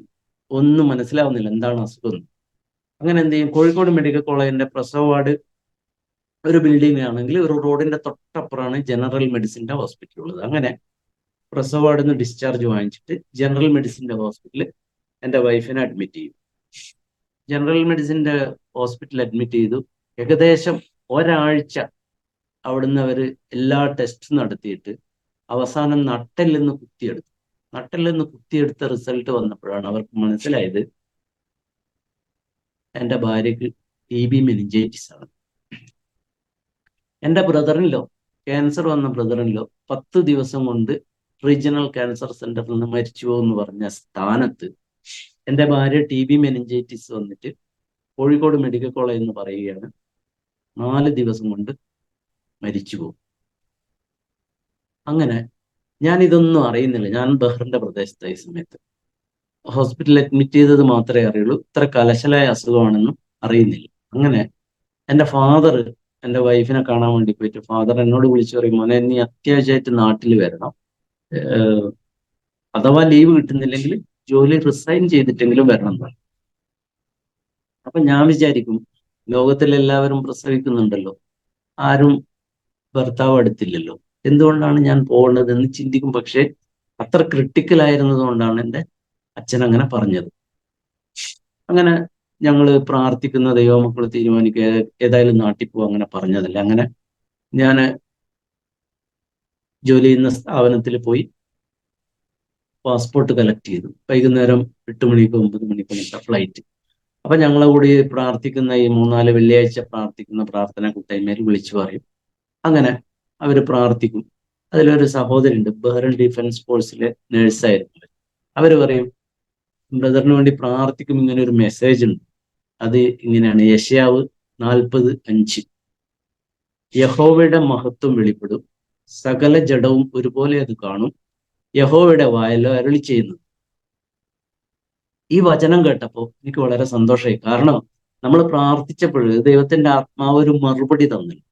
അപ്പൊ നമ്മൾ പ്രാർത്ഥന കേൾക്കുന്ന ഒരു ദൈവം ജീവിക്കുന്നുണ്ട്, പ്രാർത്ഥനക്ക് മറുപടി തരുന്ന ഒരു ദൈവം ജീവിക്കുന്നുണ്ട് എന്നുള്ളത് നമ്മുടെ ജീവിതത്തിൽ നമുക്ക് പ്രവർത്തിപ്പിക്കുവാൻ വേണ്ടി സാധിക്കുന്നുണ്ട്. കാരണം അനുഭവം വെച്ച്, കർത്താവിനെ കുറിച്ച് അറിയുവാൻ വചനം പഠിച്ചതുകൊണ്ട്, പ്രാർത്ഥനയുടെ അനുഭവത്തിൽ പോകുന്നതുകൊണ്ട് എനിക്കത് വിശ്വസിക്കുവാൻ വേണ്ടി സാധിച്ചു. അങ്ങനെ ഞാൻ കോഴിക്കോട് മെഡിക്കൽ കോളേജിൽ പോയി. എൻ്റെ ഹളിയനെ കാണാൻ RCCയിൽ പോയി, അതേപോലെ എൻ്റെ ഭാര്യയെ കാണാൻ ഞാൻ കോഴിക്കോട് മെഡിക്കൽ കോളേജിൽ പോയപ്പോൾ ഏകദേശം ജനറൽ വാർഡാണ്, അതിൽ 10-30 പേഷ്യൻസ് ഉണ്ട്. എൻ്റെ ഭാര്യനെ കണ്ടുപിടിക്കാൻ തന്നെ ഒരു 10 മിനിറ്റ്, കാരണം കുറച്ച് ക്രൗഡഡ് ആയിരുന്നു. അങ്ങനെ ഞാൻ എൻ്റെ വൈഫിൻ്റെ അടുത്തെത്തി. ഞാൻ കണ്ടപ്പോൾ ഭയങ്കര വിഷമവും തോന്നി, ഭയങ്കര അത്ഭുതം തോന്നി. കാരണം എൻ്റെ വൈഫ് 2 ആഴ്ചയായി അബോധാവസ്ഥയിലായിരുന്നു. അവളുടെ വായിൽ ബിസ്ക്കറ്റിന്റെ വെള്ളമുണ്ട്. അവളുടെ അമ്മ പറയുന്നുണ്ട്, മോളെ അത് തുപ്പിക്കളയണം എന്ന് പറയുന്നുണ്ട്. അവൾക്ക് തുപ്പാൻ പറ്റുന്നില്ല. അത് ഇറക്ക് പറയുന്നുണ്ട്, അവൾക്ക് ഇറക്കാനും പറ്റുന്നില്ല. ശരീരത്തിൽ മുഴുവൻ ഇഞ്ചക്ട് ചെയ്ത കലകളാ. രാവിലെയും വൈകുന്നേരം ബ്ലഡ് ടെസ്റ്റ് ചെയ്യാൻ വേണ്ടി കൊണ്ടുപോകും. അതുപോലെ 3-4 ട്യൂബിൽ ഗ്ലൂക്കോസോ ബ്ലഡോ എന്തൊക്കെയോ കയറ്റുന്നുണ്ട്. ഈ ഒരു അവസ്ഥയിലാണ് ഞാൻ കാണുന്നത്. എനിക്ക് പെട്ടെന്ന് ഭയങ്കര സങ്കടം തോന്നി. പക്ഷെ ഞാൻ അവരുടെ മുമ്പിൽ നിന്ന് കരഞ്ഞില്ല. എൻ്റെ ഉള്ളിൻ്റെ ഉള്ളിൽ ഈ വചനമുണ്ട്, യഹോവയുടെ നാമം മഹത്വമെടുക്കും. അപ്പൊ എന്തായാലും യഹോവയുടെ നാമം മഹത്വമെടുക്കും. കാരണം എൻ്റെ വൈഫിന് എന്ത് സംഭവിച്ചാലും സംഭവിക്കൂല, കാരണം സംഭവിച്ചാൽ യഹോവയുടെ നാമം മഹത്വം എടുക്കില്ല, ആ ഒരു ചിന്തയായിരുന്നു. അങ്ങനെ ഞാൻ അവിടെ നിന്നും കാര്യങ്ങളൊക്കെ മനസ്സിലാക്കി. രാത്രി 8 മണി വരെ ഞാൻ എൻ്റെ വൈഫിൻ്റെ അടുത്ത് ഇരിക്കും. 8 മണിക്ക് സെക്യൂരിറ്റി വന്നിട്ട്, ലേഡീസ് വാർഡായതുകൊണ്ട്, സ്ത്രീകളുടെ വാർഡായതുകൊണ്ട് ആണുങ്ങളെല്ലാം പുറത്തു പോകാൻ വേണ്ടി പറയാം. ആണുങ്ങളൊക്കെ പുറത്തു പോകും, ഇനി രാവിലെ 6 മണിക്ക് വന്നാൽ മതി. അങ്ങനെ എന്നെ 12 മണി വരെ അവിടെ ഇരിക്കാൻ വേണ്ടി വിടും. കാരണം നേഴ്സ് പറഞ്ഞിട്ടാണ് ഇനി എൻ്റെ ഭാര്യ 3 ദിവസം കൂടിയ വൈദ്യശാസ്ത്രപ്രകാരം ജീവിക്കുകയുള്ളൂ. അങ്ങനെ ഞാൻ 12 മണിക്ക് റൂമിൽ പോയി. 12 മണിക്ക് റൂമിൽ പോയി രാത്രി 2:30 മണിക്ക് പ്രാർത്ഥിക്കും. കാരണം ബഹറിന്റെ പ്രദേശത്ത് നിന്ന് ഈ സഹോദരനും 12 മണിക്ക് പ്രാർത്ഥിക്കാൻ വന്നു. അപ്പൊ ബഹറിൽ 12 മണി, ഇന്ത്യയിൽ 2:30 മണി. അങ്ങനെ ഞങ്ങൾ രണ്ടുപേരും കൂടെ പ്രാർത്ഥിച്ചു. ആ സമയത്ത് ഒരു 5-10 മിനിറ്റ് പ്രാർത്ഥിച്ചു കഴിഞ്ഞപ്പോൾ എനിക്ക് എൻ്റെ കൈക്കൊരു ശക്തി കിട്ടിയ പോലെ, വലത് കൈ ഒരു ഷോക്കിന്റെ അനുഭവം, എന്തോ ഒരു തരിപ്പ് അനുഭവം, എന്തോ ഒന്ന് ഫീൽ ചെയ്തു. അപ്പൊ ഞാൻ വിചാരിച്ചു എൻ്റെ ഭാര്യക്ക് അസുഖം മാറിയ ഒരു അടയാളമായിരിക്കും എന്ന് വിചാരിച്ചു. അങ്ങനെ ഞാൻ രാവിലെ 6 മണിക്ക് കുളിയൊക്കെ കഴിഞ്ഞ് ഹോസ്പിറ്റലിൽ വന്നപ്പോൾ എൻ്റെ ഭാര്യ അതേ കിടപ്പ, ഒരു മാറ്റവും. അപ്പൊ ഞാൻ വിചാരിച്ചു, ദൈവമേ എന്ത് പറ്റി, ഇങ്ങനെ മനസ്സിൽ വിചാരിച്ചു. ഒന്ന് റൂമിന്റെ പുറത്ത് വന്ന് വീണ്ടും എൻ്റെ ഭാര്യയുടെ അടുത്ത് വരുമ്പോൾ എൻ്റെ ഭാര്യയെ ഇങ്ങനെ താങ്ങി പിടിച്ച് അവളുടെ വെള്ള ബ്ലൗസ് ബെഡ്ഷീറ്റൊക്കെ മറച്ച് മാറ്റി കൊടുക്കുകയായിരുന്നു. വൈഫിന്റെ അമ്മയുണ്ട്, വൈഫിന്റെ അമ്മായി ഉണ്ട്, അവിടെ വൈഫിന്റെ അനുജത്തി ഉണ്ട്. പിന്നെ ഞാൻ വന്നപ്പോൾ അമ്മ പറഞ്ഞു, മോനെ നീ ഒന്ന് പിടിച്ചോന്ന് പറഞ്ഞിട്ട് അങ്ങനെ ഞാൻ താങ്ങി പിടിച്ചിട്ടാണ് എൻ്റെ വൈഫിനെ ഇരുത്തിയത്. ഞാൻ എൻ്റെ കൈ മാറ്റിയാൽ അവൾ വീണുപോകും, കാരണം അത്ര ബോധമില്ല. അങ്ങനെ അവളുടെ ബ്ലൗസ് മാറ്റി കഴിഞ്ഞ് ഞാനിങ്ങനെ അവളെ താഴ്ത്തി കിടത്തിയപ്പോൾ എൻ്റെ വൈഫിന്റെ ഈ വലത് കൈയിൻ്റെ ഉള്ളിൽ കൂടെ നമ്മുടെ മൊബൈൽ ചാർജറിന്റെ ചാർജറില്ലേ, അതിന്റെ കറുത്ത വയറില്ലേ, അതുപോലത്തെ ഒരു കറുത്ത ചരടിങ്ങനെ അഴിഞ്ഞ് താണു വന്നു. ഞാനിത് തലേന്ന് രാത്രി കണ്ടില്ല, കാരണം ഇവിടെയാണ് കെട്ടിയത്. കൈക്ക് ഇവിടെയാണ് കെട്ടിയതെങ്കിൽ ഞാൻ കാണുമായിരുന്നു, അവിടെയല്ല ഇവിടെയാണ് കെട്ടിയത്. ഞാൻ എൻ്റെ വൈഫിന്റെ അമ്മയോട് ചോദിക്കും, അമ്മേ ഇതാരാണ് കെട്ടിയത്? അപ്പൊ അമ്മ പറയും, ഇന്നലെ നിന്റെ അളിയൻ മരിച്ച ചേച്ചി വന്നിരുന്നു, ആ ചേച്ചി പ്രാർത്ഥിച്ചു കൊണ്ടുവന്ന് കെട്ടിയതാന്ന് പറയും, മന്ത്രിച്ച് കെട്ടിയതാന്ന് പറയും. ഞാൻ അമ്മയോട് പറയും, ദൈവമക്കൾക്ക് ഇതിൻ്റെ ഒന്നും ആവശ്യമില്ല, എനിക്ക് ഈ ചരടിനെ ഒന്നും ചെയ്യാനും പറ്റത്തില്ല. യേശുക്രിസ്തുവിന്റെ നാമത്തിൽ ഈ ചരടിനെ ഞാൻ നിലത്തിട്ട് ചവിട്ടിയിട്ട് പുറത്തേക്ക് കളയുന്നുണ്ട്, നിലത്തിട്ട് ചവിട്ടി ടോയ്ലറ്റിൽ ഫ്ലഷ് ടാങ്ക് കൊണ്ടുപോയിട്ട് ഫ്ലഷ് ചെയ്യും. കാരണം അവിടെ എവിടെയും കിട്ടാൽ വീണ്ടും അവരതെടുത്ത് കിട്ടും, അവരുടെ വിശ്വാസം അതാണ്. അങ്ങനെ ഫ്ലഷ് ചെയ്ത് 1 മിനിറ്റ് കൊണ്ട് വന്ന എന്നോട് എൻ്റെ വൈഫ് പറയാ, അബോധാവസ്ഥയിൽ കിടക്കുന്ന വൈഫ് പറയാ, എനിക്ക് കരിക്കിന്റെ വെള്ളമാണ്. അങ്ങനെ ഞാൻ റോഡിൽ പോയി 3 കരിക്കിന്റെ വെള്ളം കൊണ്ടുവരും, അതിൽ 2 കരിക്കിന്റെ വെള്ളം എൻ്റെ ഭാര്യ കുടിക്കും.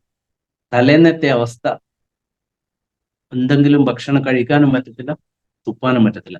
ഈ നിമിഷം സംഭവിച്ചത് അവള് ഇങ്ങോട്ട് സംസാരിച്ച് കരിക്കിന്റെ വെള്ളമാണ്.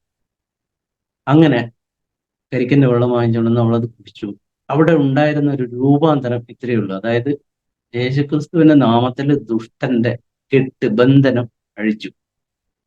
നമ്മൾ ഇന്ന് നോക്കിയാൽ അനേകരെ കാണാം ഇതുപോലെ ചരട് കെട്ടിയിട്ട്, പക്ഷേ അവരുടെ വിശ്വാസം ഈ ചരടിലാണ് എല്ലാം കിടക്കുന്നത് എന്നാണ്. പക്ഷേ അത് അവരുടെ വയറ്റിപ്പിഴപ്പിന് വേണ്ടി ചെയ്യുന്നത്. ആരും ഈ ചരട് വെറുതെ തരില്ല, പിന്നെ അവർക്ക് പൈസ കൊടുക്കണം.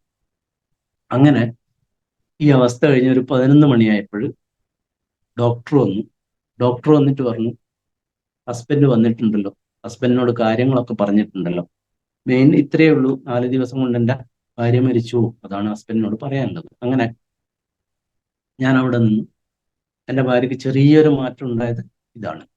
എൻ്റെ ഭാര്യ ഒരു ദിവസം കഴിക്കുന്ന, അവൾ ഹൈ ഡയബറ്റിക് ആയിരുന്നു,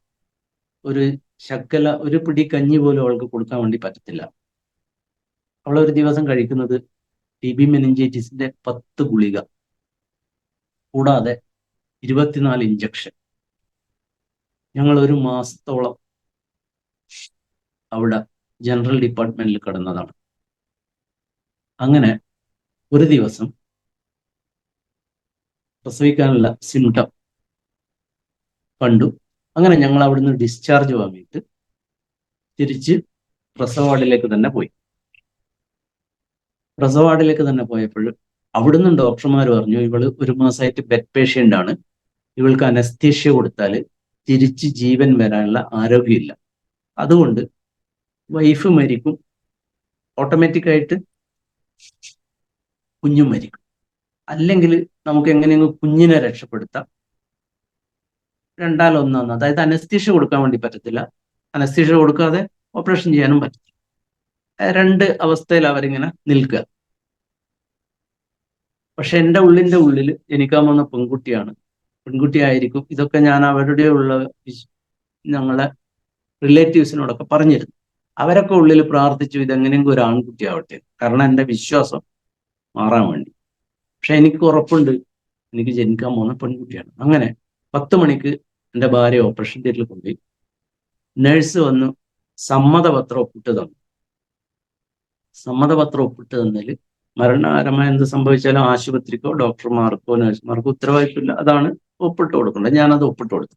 അതിൻ്റെ അടിയിൽ ഞാൻ എഴുതി, in the name of Jesus our saviour and father. കാരണം അതൊരു സാക്ഷ്യമായി അവിടെ കിടക്കട്ടെ എന്ന് വിചാരിച്ചിട്ട്. എനിക്കറിയാം യഹോവയുടെ നാമം മഹത്വം എടുക്കുന്ന അത് അങ്ങനെ തന്നെ സംഭവിക്കുന്നു. അങ്ങനെ 10 മണിക്ക് ഓപ്പറേഷൻ തിയേറ്ററിൽ കൊണ്ടുപോയി 10:30 മണിക്ക് ഒരു പൂച്ചക്കുട്ടിയെ പോലെയുള്ള ഒരു ചെറിയ കുഞ്ഞിനെ, ഒരു മോള് പെൺകുട്ടിയെ ഞങ്ങളെ കയ്യിൽ കൊണ്ടു തന്നു. പറയാൻ കാരണം എൻ്റെ ഭാര്യ കഴിക്കുന്ന മുഴുവൻ 10 ഗുളികയും 24 ഇഞ്ചക്ഷനുമാണ്. വൈദ്യശാസ്ത്ര പ്രകാരം ഇമ്പോസിബിളാണ്. എൻ്റെ വൈഫിന്റെ SGPT SGOT ലെവല് 30-40 വേണ്ടടുത്ത് 300-400 ഞാൻ എൻ്റെ ഭാര്യയെ വീൽ ചെയറിൽ തള്ളിയിട്ട് 7 ഡിപ്പാർട്ട്മെന്റ് ഹെഡിന്റെ അടുത്ത് കൊണ്ടുപോയിട്ട്, പക്ഷെ ഞാൻ ഒരു ഡോക്ടറെ അടുത്ത് പോലും ചോദിച്ചിട്ടില്ല എൻ്റെ ഭാര്യയുടെ അവസ്ഥ എന്താണെന്ന്. കാരണം ഞാൻ വിശ്വസിച്ചു, വചനത്തിൽ വിശ്വസിച്ചു. വചനത്തിന് ജീവനുണ്ട്, അത് എനിക്ക് ഉറപ്പുണ്ട്. കാരണം ഞാൻ ജീവിതത്തിൽ അനുഭവിക്കുന്നത് യഹോവയുടെ നാമം മഹത്വമെടുക്കുന്നു പറഞ്ഞാൽ അത് അതുപോലെ സംഭവിക്കും. അങ്ങനെ മോള് കുഞ്ഞുണ്ടായി. 10:30 മണി, 11, 11:30, 12 മണിയായിട്ടും മറ്റു പ്രസവിച്ചവരുടെയൊക്കെ അമ്മമാരെ അല്ല കുഞ്ഞുങ്ങളെ വാർഡിലേക്ക് കൊണ്ടുവന്നു. എൻ്റെ ഭാര്യയെ മാത്രം വാർഡിലേക്ക് കൊണ്ടുവരുന്ന കാണുന്നില്ല. അങ്ങനെ ഒരു 12:30 മണിയായപ്പോൾ ഞാൻ ഡോക്ടർ റൂമിൻ്റെ അടുത്തേക്ക് പോയപ്പോൾ ഞാൻ അത്ഭുതപ്പെട്ടു. കാരണം എൻ്റെ വൈഫിനെ ഒരു ടേബിളിൽ കിടത്തിയിട്ട് ഇടത് ഭാഗത്ത് ഒരു ഡോക്ടറുണ്ട്, വലത് ഭാഗത്ത് ഒരു ഡോക്ടറുണ്ട്. ഡോക്ടർ പറഞ്ഞു 48 hours ഒബ്സർവേഷനിലാണ്. കാരണം വൈദ്യശാസ്ത്ര പ്രകാരം ഇമ്പോസിബിൾ ആയി. പക്ഷെ 1:37 ലൂക്കയിൽ പറയുന്നത് ദൈവത്തിന് അസാധ്യമായ ഒരു കാര്യവുമില്ല. അതെന്റെ ജീവിതത്തിൽ ഞാൻ കണ്ടതാണ്. കാരണം വചനപ്രകാരം സത്യമാണ്, വചനം സത്യം. അങ്ങനെ പിറ്റേന്ന് രാവിലെ ഞങ്ങള് ജനറൽ മെഡിസിന്റെ ഹോസ്പിറ്റലിൽ പോയിട്ട് അവിടെയുള്ള MDക്ക് പഠിക്കുന്ന സ്റ്റുഡൻസ് ഒക്കെ ഉണ്ട്. അവരോട് പറഞ്ഞു സോന ഡെലിവറി ആയി, പെൺകുട്ടിയാണ്. അവർക്ക് ഭയങ്കര അത്ഭുതം. അവർ ചോദിച്ചു കുട്ടിയെ നിങ്ങളെ കയ്യിൽ തന്നു? ഞങ്ങൾ പറഞ്ഞു തന്നു. ഒരു കംപ്ലൈന്റും ഇല്ല.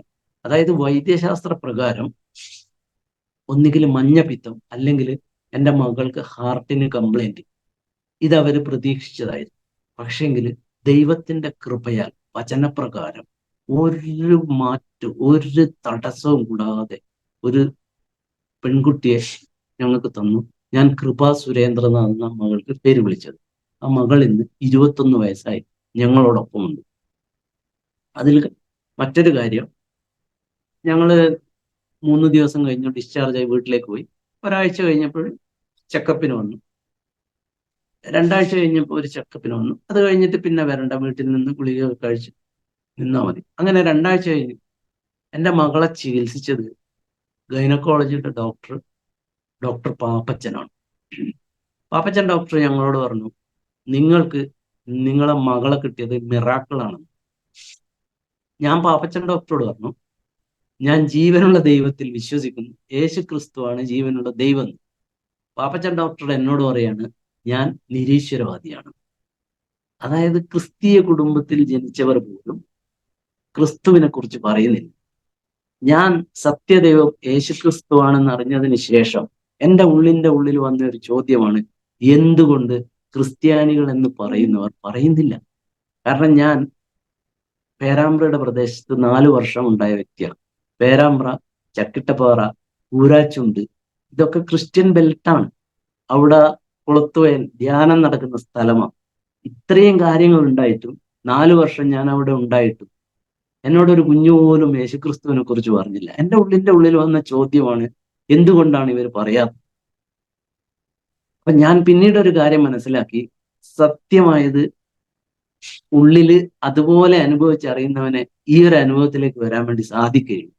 നമ്മള് മറ്റു പല കാര്യങ്ങളിലും താല്പര്യം എടുക്കുന്നുണ്ട്, ഈ ദൈവത്തിന്റെ കാര്യത്തിൽ താല്പര്യം എടുക്കാതെ കൊണ്ടാണ് നമ്മളത് പറയാത്തതെന്ന് പിന്നീട് എനിക്ക് മനസ്സിലായി. അങ്ങനെ ആ ഡോക്ടർ അങ്ങനെ പറഞ്ഞു, ഞങ്ങൾ വീട്ടിലേക്ക് പോയി. എൻ്റെ മകളാ 20 വയസ്സ് വരെ പിന്നീട് ഒരസുഖത്തിനും ഡോക്ടറെ അടുത്ത് പോകേണ്ടി വന്നില്ല. എൻ്റെ ഭാര്യ അസുഖം കഴിഞ്ഞതിന് ശേഷം 9 മാസം, അതായത് ഡെലിവറി കഴിഞ്ഞതിന് ശേഷം TB മെനിഞ്ചൈറ്റിസിന് 9 മാസം ഗുളിക കഴിച്ച വ്യക്തിയാണ്. ഇതെല്ലാം ഡോക്ടർമാർക്കും നഴ്സുമാർക്കും വളരെ കൃത്യമായിട്ട് മനസ്സിലാക്കാൻ വേണ്ടി സാധിക്കും. അങ്ങനെ 9 മാസം എൻ്റെ ഭാര്യ ഗുളിക കഴിച്ചു. എൻ്റെ മകൾക്ക് കിട്ടിയത് മുഴുവൻ ഓറഞ്ച്, മുന്തിരിങ്ങ, ആപ്പിള്, അങ്ങനെയുള്ള വിറ്റമിന് പകരം മുഴുവൻ ഗുളികകളായി. അതുപോലെ തന്നെ ഏകദേശം ഒരു 9-10 മാസം ഇങ്ങനെ കിടക്കുകയുള്ളൂ എൻ്റെ മക്കള്. ചിരിക്കില്ല, കരയില്ല, അങ്ങനത്തെ ഒരു പ്രത്യേക ഒരു അവസ്ഥയിലായിരുന്നു പോയത്. അത് കഴിഞ്ഞ് ഇപ്പൊ നല്ല മിടുക്കിയായിരിക്കുന്നു. അങ്ങനെ ഈ അനുഭവത്തിൽ വന്നു. ചികിത്സിച്ച ഡോക്ടർമാർക്ക് അത്ഭുതമായിരുന്നു. വൈദ്യശാസ്ത്ര പ്രകാരം ഇമ്പോസിബിൾ, പക്ഷെങ്കിൽ ദൈവത്തിനൊന്നും അസാധ്യമെന്ന് ജീവിതത്തിൽ മനസ്സിലാക്കാൻ വേണ്ടി പറ്റി. യോഹന്നാൻ സുവിശേഷം വായിക്കുമ്പോൾ പറയുന്നുണ്ട്, വിശ്വസിച്ചാൽ നീ ദൈവത്തിന്റെ മഹത്വം കാണും. ഞാൻ ഈ വചനം വിശ്വസിച്ചു, അതെന്റെ ജീവിതത്തിൽ അനുഭവമായി.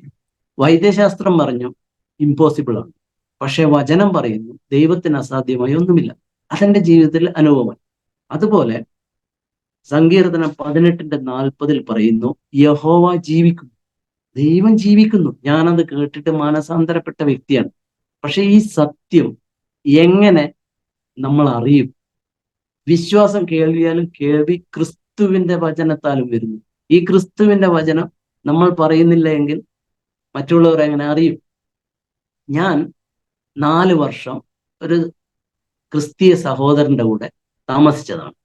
എനിക്ക് യേശു ക്രിസ്തുവിനെ കുറിച്ച് അറിയുന്ന കാര്യം ഒരു ഫോട്ടോ, ഒരു കൊന്ത മാല, ഒരു കുരുത്തോല, ഈ 3 കാര്യം അല്ലാതെ വേറൊന്നും എനിക്കറിയില്ല. ഞാൻ 4 വർഷം അദ്ദേഹത്തിന്റെ കൂടെയായിരുന്നു. ഞാൻ 2 തവണ ചർച്ചിൽ പോയതാണ് ഡിസംബർ 25. എന്തിനാണെന്ന് വെച്ചാൽ നല്ല സുന്ദരികളായ കുട്ടികൾ നല്ല ഡ്രസ്സ് ഇട്ടിട്ട് വരും, അവരെ കാണാൻ വേണ്ടി പോയതാ. ഇത്രയേ ഉള്ളൂ എൻ്റെ അറിവ്. എനിക്കൊരു കാസറ്റ് കടയുണ്ടായിരുന്നു. ആ കാസറ്റ് കടയിൽ നല്ല നല്ല പെൺകുട്ടികൾ പോകുമ്പോൾ ഞാൻ വെക്കുന്ന ഒരു പാട്ടുണ്ടായിരുന്നു, എൻ ജീവിതമാം ഈമരക്കൊമ്പിൽ നിന്റെ വരവിനായി കാത്തിരിക്കുന്നു. ഞാൻ സത്യം പറഞ്ഞാൽ ആ പെൺകുട്ടികൾ പോകുമ്പോൾ അവര് കേൾക്കാൻ വേണ്ടി വെച്ച പാട്ട, പക്ഷെ കർത്താവായ യേശുക്രിസ്തു ആണ് എൻ്റെ ഹൃദയത്തിൽ വന്നത്. കാരണം ക്രിസ്തീയ ജീവിതം എന്ന് പറഞ്ഞാൽ മറ്റുള്ളവർക്ക് വേണ്ടിയുള്ള ജീവിതം. എനിക്ക് വേണ്ടി ആര് പ്രാർത്ഥിക്കും? എനിക്ക് തോന്നുന്നില്ല ആരെങ്കിലും പ്രാർത്ഥിച്ചു കാണും. കാരണം എല്ലാവർക്കും ഇപ്പൊ നമ്മളെ അനുഭവത്തിലായാലും, ഞാൻ ഇന്ന് വരെ അമ്പലത്തിൽ പോയിട്ട് അടുത്ത വീട്ടിലുള്ളവർക്ക് വേണ്ടിയോ അല്ല എൻ്റെ കൂട്ടുകാരന് വേണ്ടിയോ മറ്റുള്ളവർക്ക് വേണ്ടിയോ പ്രാർത്ഥിച്ച അനുഭവം എനിക്കില്ല. എന്നാൽ ഈ ഒരു അനുഭവത്തിൽ വന്നപ്പോഴാണ് നമ്മളെ കാര്യം ദൈവം നോക്കും, നമ്മൾ ദൈവത്തിന്റെ കാര്യം നോക്കും, നമ്മൾ മറ്റുള്ളവർക്ക് വേണ്ടി പ്രാർത്ഥിക്കും. ക്രിസ്തീയ ജീവിതം എന്ന് പറഞ്ഞാൽ മറ്റുള്ളവർക്ക് വേണ്ടി. യേശു ക്രിസ്തു വന്നത് തന്നെ സ്വന്തം പ്രാർത്ഥിക്കാനോ സ്വന്തം കാര്യത്തിന് വേണ്ടിയില്ല, നമുക്ക് ഓരോരുത്തർക്കും വേണ്ടിയാണ് യേശു ക്രിസ്തു വന്നത്. ഈ ഒരു അനുഭവം, ഈ ഒരു സത്യം നമ്മൾ മറ്റുള്ളവരോട് പറഞ്ഞിട്ടില്ല എങ്കിൽ എങ്ങനെ നമ്മൾ ഇതറിയും? ഇതായിരുന്നു എൻ്റെ ചിന്ത. അങ്ങനെ എൻ്റെ ഭാര്യ ഗവൺമെന്റ് ഉദ്യോഗസ്ഥയാണ്. അവൾ ഇന്നലെയും ഓഫീസിൽ പോയി വന്നിട്ടുണ്ട്, ഇന്നും ഓഫീസിൽ പോകും. വൈദ്യശാസ്ത്ര പ്രകാരം അവർ പറഞ്ഞത് എൻ്റെ ഭാര്യ അഥവാ സൗഖ്യമായി വന്നാലും ഒരു സൈഡ് തളർന്നു പോകും. വൈദ്യശാസ്ത്ര പ്രകാരം അവർ പറഞ്ഞതാ. എൻ്റെ ഭാര്യക്ക് ഒരു കുഴപ്പമില്ല, അവൾ ഇന്നലെ ഓഫീസിൽ പോയി വന്നവളാണ്. ഇനി വൈദ്യശാസ്ത്രം പറയുന്നത് തെറ്റാണോ എന്ന് ചോദിക്കും. തെറ്റല്ല, അവരവരുടെ അനുഭവം വെച്ചാ പറയും. എനിക്ക് ഒരു റിലേഷനിലുള്ളൊരു കുട്ടി ഉണ്ടായിരുന്നു ഡൽഹിയിൽ. അവൾക്ക് ഇതേ അസുഖം വന്നു. ആ കുട്ടി ജോലി രാജിവെക്കേണ്ടി വന്നു. കാരണം അവളുടെ വലതുഭാഗത്ത് കുറച്ച് ശക്തി കുറവുണ്ട്.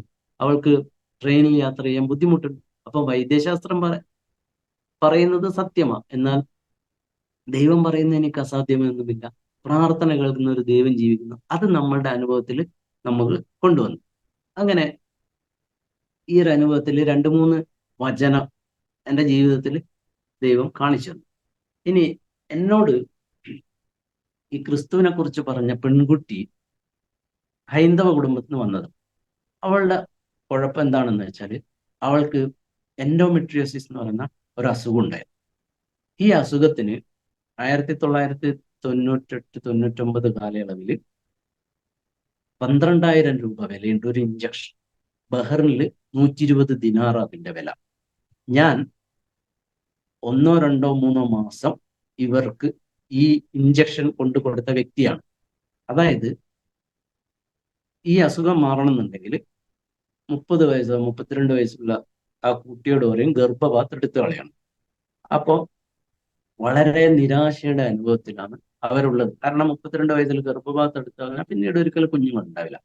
അവര് കേരളത്തില് തിരുവനന്തപുരം മുതൽ കാസർഗോഡ് വരെ ഇതിന് ട്രീറ്റ്മെന്റ് ചെയ്തവരാണ്.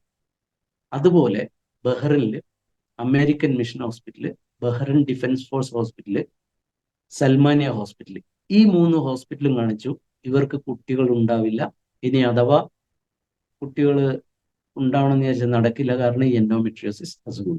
അങ്ങനെ ഉള്ള ഈ കുട്ടിയോട് അവരുടെ കൂടെ താമസിക്കുന്ന ഒരു ക്രിസ്തീയ കുടുംബം പറയും, ഒരു ദൈവദാസൻ കോട്ടയത്ത് വരുന്നുണ്ട്, നിനക്ക് താല്പര്യമുണ്ടോ അവിടെ വന്നിരുന്ന് പ്രാർത്ഥിക്കാൻ? അങ്ങനെ മനസ്സോടെ നിരാശയുടെ അനുഭവത്തിലാണ് ഈ കുട്ടി അവിടെ പ്രാർത്ഥനയ്ക്ക് പോയി ഇരിക്കുന്നത്.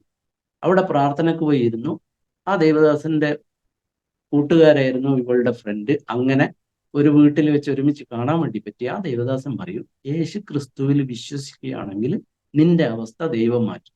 അങ്ങനെ ഇവൾ നിരാശയുടെ അനുഭവത്തിൽ മനസ്സില്ലാ മനസ്സോടെ യേശുവെ എന്നെ രക്ഷിക്കണേ പ്രാർത്ഥിച്ച് ഗുളികയെല്ലാം നിർത്തിയ ഒരു കുട്ടിയാണ് എന്നോട് യേശു ക്രിസ്തുവിനെ കുറിച്ച് പറയുന്നത്. അത് കഴിഞ്ഞ് 2 മാസം കഴിഞ്ഞപ്പോൾ പാലക്കാട് നിന്നുള്ള ഒരു ദേവദാസൻ ബഹറിന്റെ പ്രദേശത്ത് വന്നു. ചെറിയൊരു കൂട്ടായ്മയായിരുന്നു. ആ ദേവദാസൻ പറഞ്ഞു, പ്രയർ നടത്തിക്കൊണ്ടിരിക്കുമ്പോൾ, അതായത് വചന ശുശ്രൂഷിച്ചുകൊണ്ടിരിക്കുമ്പോൾ ആ ദേവദാസൻ പറഞ്ഞു, ഇതിനിടയിൽ പാമ്പിനെ പേടിയുള്ള ഒരു കുട്ടിയുണ്ട്. ഈ പാമ്പിനെ പേടിയുള്ള കുട്ടി ഈ കോഴിക്കോട് നിന്നുള്ള ഈ ഫാമിലിയിലുള്ള സുമ എന്ന് പറഞ്ഞ കുട്ടിയായിരുന്നു.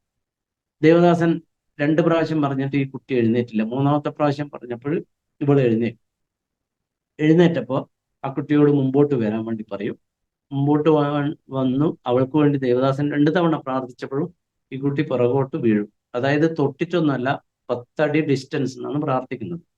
അത് കഴിഞ്ഞ് 3ാമത്തെ തവണ പ്രാർത്ഥിച്ചപ്പോൾ ദേവദാസൻ പറയും, അവളെ എഴുന്നേൽപ്പിക്കണ്ട, അവൾ സ്വയം എഴുന്നേൽക്കട്ടെ എന്ന് പറയും. അങ്ങനെ ആ കുട്ടി സ്വയം എഴുന്നേറ്റു. ഈ ദേവദാസൻ ചോദിക്കും, മകളെ നിനക്ക് എന്തെങ്കിലും അനുഭവപ്പെട്ടു നീക്കും? അപ്പൊ അവള് പറയും, എൻ്റെ ഉള്ളിൽ നിന്ന് ഒരു കറുത്ത രൂപം പുറത്തുപോയി. അതായത് ഭൂതങ്ങളെ പിടിച്ചെടുക്കും. വചനം പറയുന്ന വചനം സത്യമാണ്. ഈ സഹോദരിയാണ് എന്നോട് യേശുക്രിസ്തുവിനെ കുറിച്ച് പറഞ്ഞത്. അപ്പൊ ഞാൻ ഇനി നിങ്ങളോടൊരു കാര്യം ചോദിക്കാം. അതായത് ആ കുട്ടി അന്ന് മിണ്ടാതിരുന്നിട്ടുണ്ടെങ്കിൽ ഞാൻ ഈ ജീവനുള്ള ദൈവത്തെ കണ്ടുമുട്ടും. ഇതാണ് എൻ്റെ ചോദ്യം. അങ്ങനെ ആ കുട്ടി അനുഭവത്തിൽ വന്നു. ദൈവം അവരുടെ അവസ്ഥ മാറ്റി. അപ്പോൾ ഭൂതങ്ങളെ പിടിച്ചെടുക്കുന്ന വചനം പറയുന്നത് സത്യത്തിന് സാക്ഷിയായി നടക്കുന്ന നമ്മളിൽ കൂടെ ദൈവം പ്രവർത്തിക്കും. കാരണം നമ്മളിൽ ഒരു കള്ളത്തരവും പാടില്ല. നമ്മുടെ സ്വന്തം നാമമഹത്വത്തിന് വേണ്ടി നിൽക്കരുത്. കർത്താവ് യേശുക്രിസ്തുവിന്റെ നാമമഹത്വത്തിന് നിന്ന ദൈവം ഇന്നും അത്ഭുതം പ്രവർത്തിക്കാൻ മതിയായവരാണ്. എൻ്റെ കണ്ണുകൊണ്ട് കണ്ട കാര്യം, എൻ്റെ ചെവി കൊണ്ട് കേട്ട കാര്യമാണ് ഞാൻ പറയുന്നത്. ഞാൻ ജീവിതത്തിൽ അനുഭവിച്ച കാര്യം. അപ്പം ഇങ്ങനെ ഒരു ദൈവം ജീവിക്കും. അച്ഛനും അമ്മയും അമ്പലത്തിൽ പോയത് കൊണ്ടാണ് നമ്മൾ അമ്പലത്തിൽ പോയത്. അച്ഛനും അമ്മയും പള്ളിയിൽ പോയിട്ടുണ്ടെങ്കിൽ നമ്മൾ പള്ളിയിൽ പോകും. അച്ഛനും അമ്മയും മോസ്കിൽ പോയിട്ടുണ്ടെങ്കിൽ ഞങ്ങൾ മോസ്കിൽ പോകും. എന്നിട്ട് പറയും, എൻ്റെതാണ് സത്യം, എൻ്റെതാണ് സത്യം, എൻ്റെതാണ് സത്യം. പക്ഷേ ഒരു സത്യം ഈ ലോകത്തിലുണ്ട്. അത് നമ്മൾ അന്വേഷിച്ച് കണ്ടെത്തണം. നമ്മുടെ ഉള്ളിൻ്റെ ഉള്ളിൽ ആത്മാർത്ഥമായ ഒരു ആഗ്രഹം, അല്ലെ തീഷ്ണമായ ഒരു ആഗ്രഹം ഉണ്ടെങ്കിൽ തീർച്ചയായും നമ്മളത് കണ്ടെത്തിയിരിക്കും. അപ്പൊ എല്ലാവരും ചോദിക്കും, എന്തുകൊണ്ടാണ് നിങ്ങൾ ഇങ്ങനെ യേശുവിനെ കുറിച്ച് പറയുന്നത്? എന്തെന്നാണ് ക്രിസ്ത്യാനിയായിട്ട് ഉള്ള നേട്ടം? അങ്ങനെ ചോദിച്ചാൽ നമുക്കൊരു ഉത്തരവില്ല. പക്ഷേ ജീവിക്കുന്ന ഒരു ദൈവത്തിന്റെ പേരാണ് യേശു ക്രിസ്തു. യേശുക്രിസ്തുവിനെ നമ്മൾ സ്വീകരിച്ച് യേശുക്രിസ്തുവിന്റെ വചനപ്രകാരം യേശുക്രിസ്തുവിനെ അറിഞ്ഞ് യേശുക്രിസ്തുവിനെ അനുസരിച്ച് യേശുക്രിസ്തുവിനെ അനുഗമിച്ച് ജീവിക്കുമ്പോൾ ജീവിതത്തിൽ അനുഭവം ഉണ്ടാവും. നമുക്ക് പിന്നെ ഇത് പറയാതിരിക്കാൻ വേണ്ടി സാധിക്കുകയില്ല. അതുകൊണ്ടാണ് നമ്മൾ ഇത് പറയുന്നത്. ഇത് ഒരു മതം മാറ്റമോ അല്ലെങ്കിൽ ബ്രെയിൻ വാഷിങ്ങോ ഒന്നുമല്ല. അപ്പൊ ഈ ഒരു അനുഭവത്തിൽ വന്നു കഴിഞ്ഞ് ഇത് ശരിക്കും അനുഭവിച്ചു കഴിഞ്ഞാൽ പിന്നെ നമുക്ക് മിണ്ടാതിരിക്കാൻ വേണ്ടി സാധിക്കില്ല. അതാണ് എൻ്റെ അനുഭവം. പിന്നെ ചിലർ ചോദിക്കും, യേശുക്രിസ്തു എന്തുകൊണ്ട് മരിച്ചു? യേശുക്രിസ്തു ദൈവമാണെങ്കിൽ മരിക്കാൻ പറ്റില്ല. എല്ലാവർക്കും അതിൻ്റെ സീക്രട്ടും അറിയില്ല. അതായത് കന്യക ഗർഭം ധരിച്ചു ഒരു മകനെ പ്രസവിക്കും, അവന് യേശു എന്ന് പേരിടണം.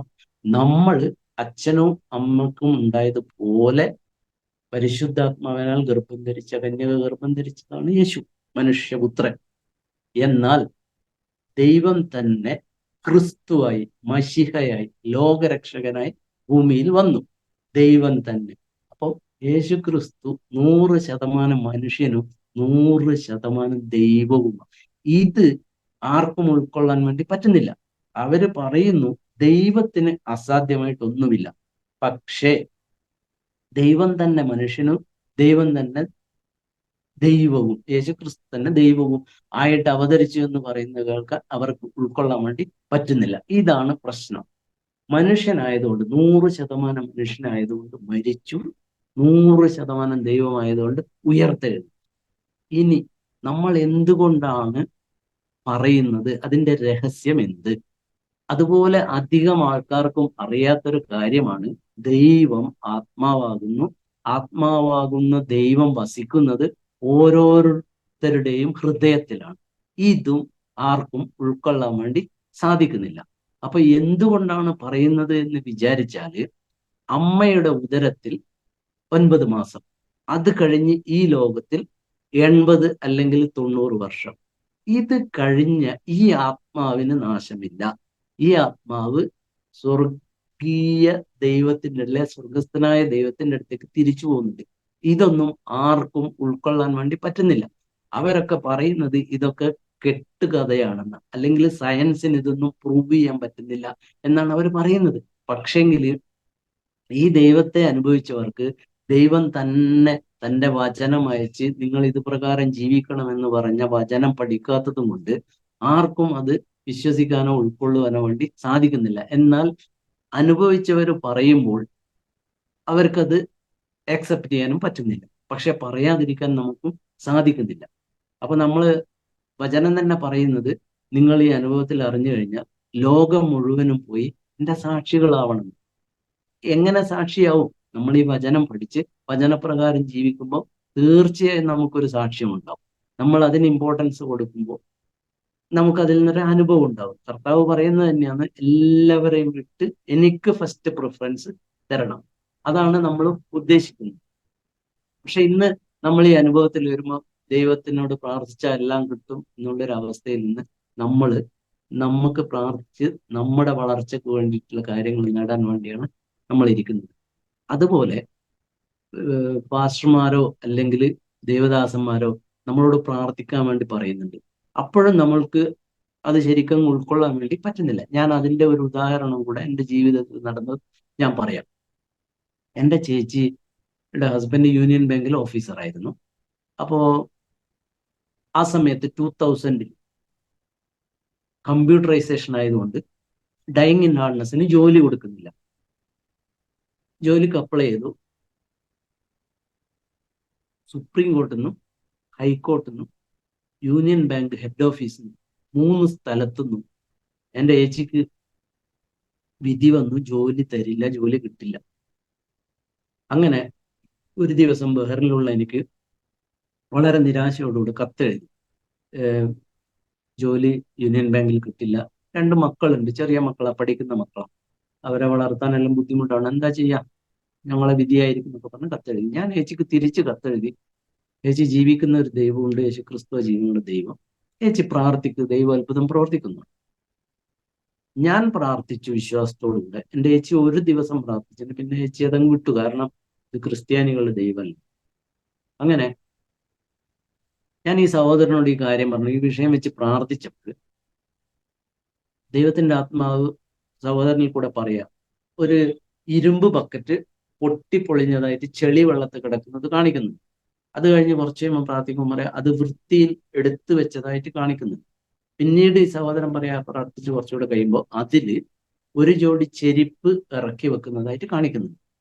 അപ്പം എനിക്ക് അത്രയൊക്കെ വിശ്വാസമുള്ളൂ. എങ്കിലും പ്രാർത്ഥിച്ചപ്പോൾ ദൈവത്തിന്റെ ആത്മാവ് ഒരു മറുപടി തന്നു.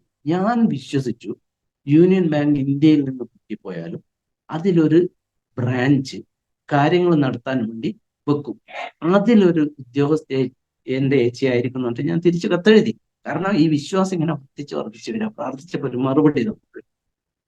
അപ്പോ ഈ ചെരുപ്പ് ഇറക്കി വെച്ചത് എന്താണെന്ന് എനിക്കും ഒന്നും മനസ്സിലായില്ല, പ്രാർത്ഥിച്ച സഹോദരനും മനസ്സിലായില്ല. പക്ഷെ പിന്നീട് രൂത്തിന്റെ അധ്യായം വായിക്കുമ്പോൾ ബോവസ് രൂത്തിനോട് പറയുന്നുണ്ട്, ഞാൻ നിന്നെ സ്വീകരിക്കാം എന്നുള്ളതിന്റെ ഉറപ്പ് ഒരു ജോഡി ചെരുപ്പ് കൊടുക്കുന്നതായിട്ട്. പിന്നീടാണ് അത് മനസ്സിലായത്, ദൈവത്തിന്റെ ആത്മാവ് വചനപ്രകാരമാണ് നമ്മളോട് സംസാരിച്ചത്. അങ്ങനെ ഞാൻ ഉറച്ചു വിശ്വസിച്ചു എൻ്റെ ഏച്ചിക്ക് ജോലി കിട്ടും. എൻ്റെ ഏച്ചിക്ക് നമുക്ക് റിലേറ്റീവായിട്ടുള്ളൊരു അഡ്വക്കേറ്റ് ഉണ്ടായിരുന്നു എറണാകുളം ഹൈക്കോർട്ടിൽ. അപ്പൊ അദ്ദേഹത്തോട് നമ്മളൊരു റിലേറ്റീവ് ഉള്ളവർ പറഞ്ഞു, സുധയുടെ കാര്യത്തിൽ, ചേച്ചിയുടെ പേര് സുധ, സുധയുടെ കാര്യത്തിൽ നമുക്കൊരു കേസ് ഫയൽ ചെയ്തത്. അങ്ങനെ അച്ഛന് വലിയ താല്പര്യമൊന്നുമില്ല, എങ്കിലും അച്ഛനും കൂടെ പോയി ഒരു കേസ് ഫയൽ ചെയ്തു. ഞങ്ങളെ റിലേറ്റീവ് ആട്ടോ അദ്ദേഹം. കേസ് ഫയൽ ചെയ്തു, കേസ് എടുത്തു. കേസ് എടുത്തപ്പം ജഡ്ജി ഈ വക്കീലിനോട് ചോദിച്ചാണ്, വക്കീലെ, നിങ്ങളുടെ ഭാര്യക്കായി ഒരു അവസ്ഥയെങ്കിലും നിങ്ങൾ എന്ത് ചെയ്യുമെന്ന് ചോദിച്ചു. അപ്പൊ വക്കീൽ പറഞ്ഞു, തീർച്ചയായും ജോലി കൊടുക്കും. അപ്പൊ ഈ ജഡ്ജി പറയാ, എന്നാൽ ഈ കുട്ടിക്കും ജോലി കൊടുക്കണം. പാസ്റ്ററെ, ഡൈയിങ് ഇൻ ഹാർഡ്നെസ്സിൽ 31 പേര് ജോലിക്ക് അപ്ലൈ ചെയ്തു. 30 പേർക്കും ജോലി കിട്ടിയില്ല. യൂണിയൻ ബാങ്കിൽ ഒരു ഉദ്യോഗസ്ഥയായിട്ട് 2023 ജനുവരി 31 എൻ്റെ ഏച്ചി റിട്ടയർ ചെയ്തു.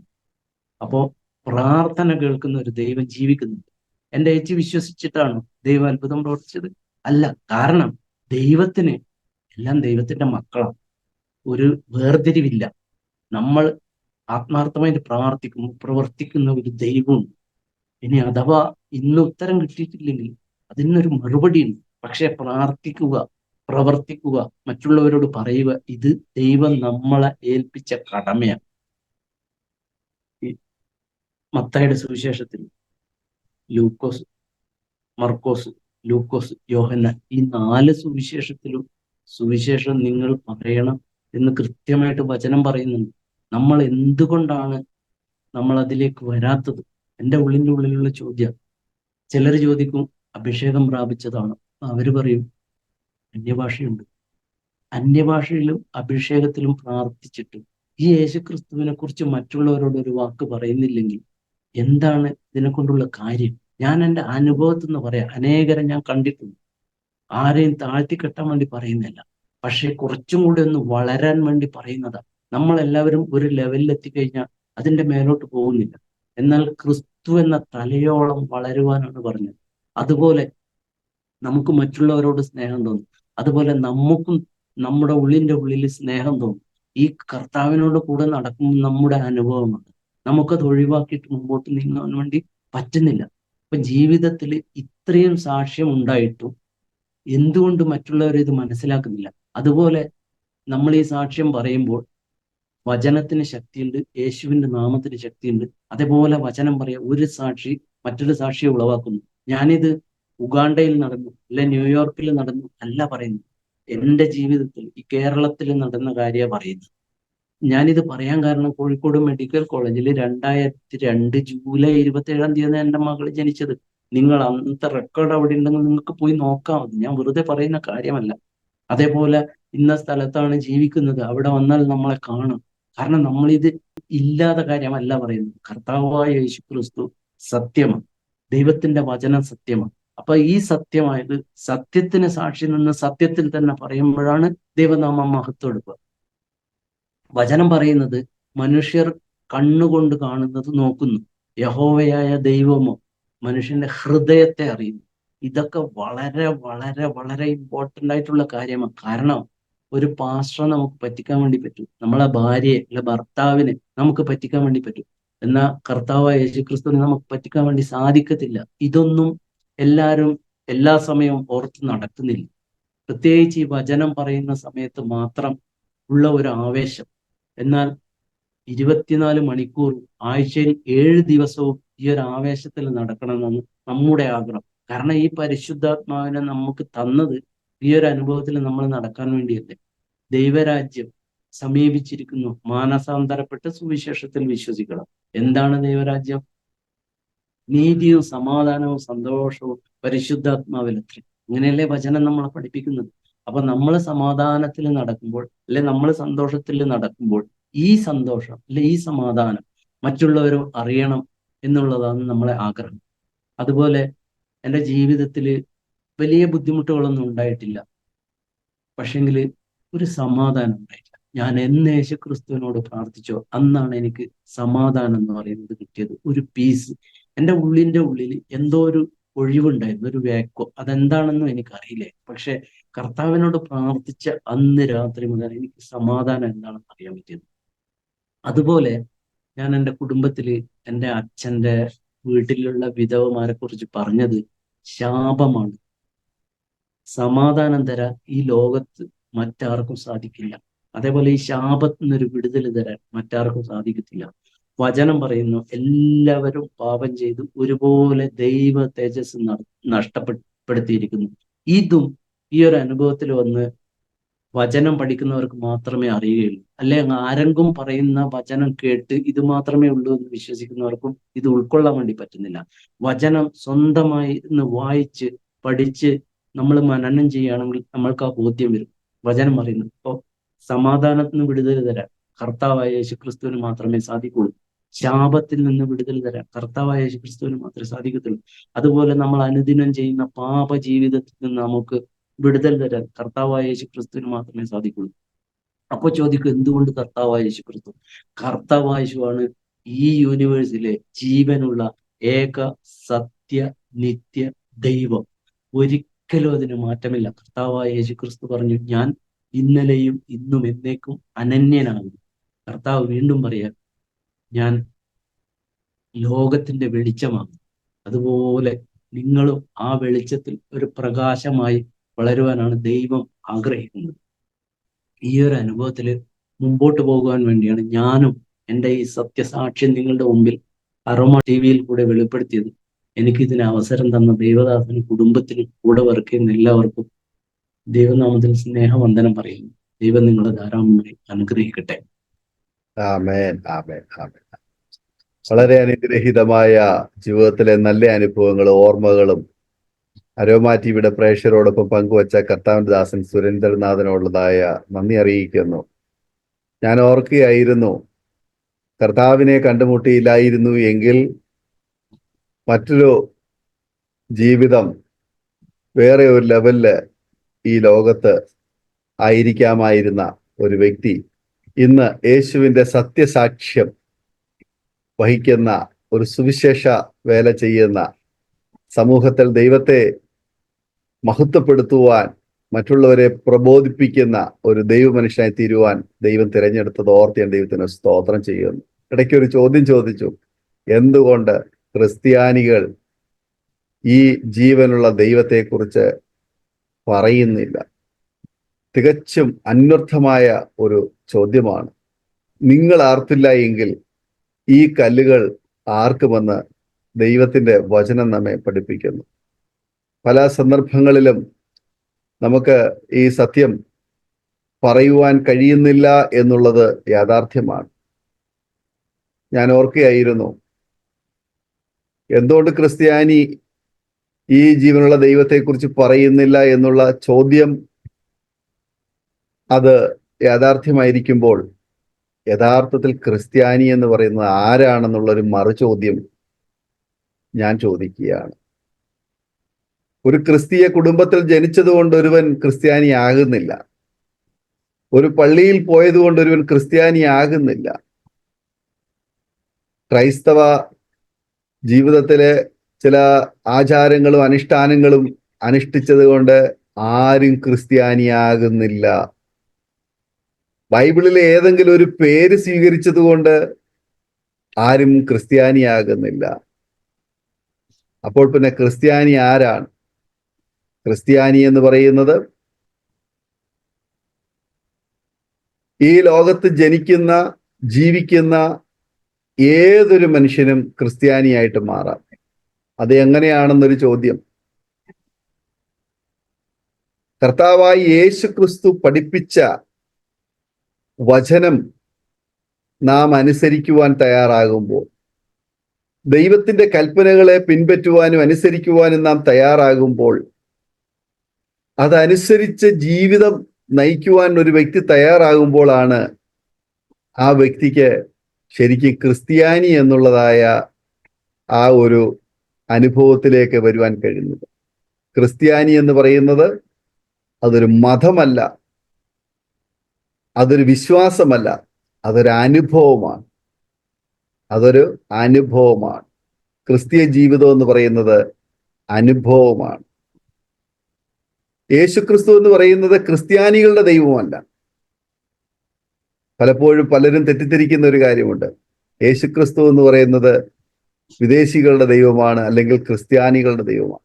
യേശുക്രിസ്തു എന്ന് പറയുന്നത് ക്രിസ്ത്യാനികളുടെ ദൈവമല്ല. ക്രിസ്ത്യാനികളും അങ്ങനെ തെറ്റിദ്ധരിക്കാറുണ്ട്, ഞങ്ങളുടെ ദൈവമാണ്. അല്ല, യേശു എന്ന് പറയുന്നത് സകല മനുഷ്യന്റെയും ദൈവമാണ്. സകല മനുഷ്യന്റെയും ദൈവമാണ്. അപ്പോൾ ഈ സത്യം തിരിച്ചറിയുന്ന ഒരു വ്യക്തിക്ക് മാത്രമേ ഈ അനുഭവത്തിൽ ജീവിക്കാൻ കഴിയുകയുള്ളൂ. അവരനുഭവിക്കുന്ന ആ സത്യം മറ്റുള്ളവരുമായിട്ട് ഷെയർ ചെയ്യുവാൻ കഴിയത്തുള്ളൂ. അതുകൊണ്ട് ഒരു ക്രിസ്തീയ കുടുംബത്തിൽ ജനിച്ചതുകൊണ്ട് ക്രിസ്തുവിനെ പ്രസംഗിക്കണമെന്നോ ക്രിസ്തുവിന്റെ സാക്ഷിയാകണമെന്നോ നിർബന്ധമില്ല. ഒരു അന്യ മതത്തിൽ ജനിച്ചത് കൊണ്ട് ആ വ്യക്തിക്ക് ക്രിസ്ത്യാനി ആകരുതെന്നും ഇല്ല. ആർക്കും യേശുവിനെ വിശ്വസിക്കാം. അത് വ്യക്തിപരമായ ഒരു എൻകൗണ്ടറാണ്. ദൈവവുമായിട്ടുള്ള ഒരു പേഴ്സണൽ റിലേഷൻഷിപ്പിലേക്ക് വരുന്നതായ ഒരു അനുഭവമാണ് ക്രിസ്ത്യാനിത്വം എന്ന് പറയുന്നത്. അപ്പോൾ ഈ ഒരു അനുഭവത്തിലേക്ക് വരുന്ന അല്ലെങ്കിൽ വന്ന ഒരു വ്യക്തിക്ക് മാത്രമേ മറ്റുള്ളവരോട് ആ അനുഭവം പങ്കുവയ്ക്കാൻ കഴിയത്തുള്ളൂ. കർത്താവിന്റെ ദാസൻ സുരേന്ദ്രനാഥ് ആരുടെയും പ്രേരണ കൂടാതെ, ആരുടെയും നിർബന്ധം കൂടാതെ ഈ ഒരു അനുഭവത്തിലേക്ക് വരുവാനുണ്ടായ സാഹചര്യങ്ങൾ കേൾക്കുവാനിടയായി തീർന്നു. ഇന്ന് ആ യേശുവിൻ്റെ വചനവുമായി സാക്ഷ്യവുമായി ജനത്തിന്റെ മുൻപാകെ ആയിരിക്കുന്നതിനെ ഓർത്ത് ഞാൻ ദൈവത്തിന് സ്തോത്രം ചെയ്യുന്നു. കർത്താവിന്റെ ദാസനെയും ദാസിയെയും കുഞ്ഞുങ്ങൾ രണ്ടുപേരെയും ദൈവം അനുഗ്രഹിക്കട്ടെ എന്ന് ആശംസിക്കുന്നു, പ്രാർത്ഥിക്കുന്നു. അരോമ ടിവിയുടെ മാന്യ പ്രേക്ഷകരെ, നിങ്ങൾ ഈ സാക്ഷ്യം കേട്ട് കഴിഞ്ഞു. നിങ്ങൾക്ക് അനുഗ്രഹമായി തീർന്നു എന്ന് ഞങ്ങൾ വിശ്വസിക്കുകയാണ്. തീർച്ചയായിട്ടും കേൾവിക്കാരിൽ പല സംശയങ്ങൾ ഒരുപക്ഷെ ഉണ്ടാകുമായിരിക്കാം. ഞങ്ങൾ ക്രിസ്ത്യാനികളല്ലേ, ഞങ്ങൾ പള്ളിയിൽ പോകുന്നുണ്ട്, ഞങ്ങൾ മാമോദിസ എടുത്തതാണ്, ഞങ്ങൾ ക്രിസ്തീയ കുടുംബത്തിൽ ജനിച്ചതാണ്. അത് നിങ്ങൾ അംഗീകരിക്കുകയോ വിശ്വസിക്കുകയോ വിശ്വസിക്കാതിരിക്കുകയോ ചെയ്യാതെ നിങ്ങളുടെ താല്പര്യം. ഞങ്ങൾ നിങ്ങളെ തിരുത്തുക എന്നുള്ളതല്ല, പകരം ഞങ്ങളുടെ അനുഭവം നിങ്ങളുമായി പങ്കുവച്ചു എന്ന് മാത്രമേ ഉള്ളൂ. നിങ്ങളുടെ താല്പര്യമാണ് നിങ്ങൾ ആരായിരിക്കണം, എന്തായിരിക്കണം എന്നുള്ളതിനെ കുറിച്ച്. അതുകൊണ്ട് നിങ്ങൾക്ക് ആ കാര്യം വിട്ടുതരികയാണ്. കർത്താവ് നിങ്ങളെ അനുഗ്രഹിക്കട്ടെ എന്ന് ഞങ്ങൾ നിങ്ങൾക്ക് വേണ്ടി പ്രാർത്ഥിക്കുന്നു. സത്യം അറിയുകയും സത്യം നിങ്ങളെ സ്വതന്ത്രമാക്കുകയും ചെയ്യും.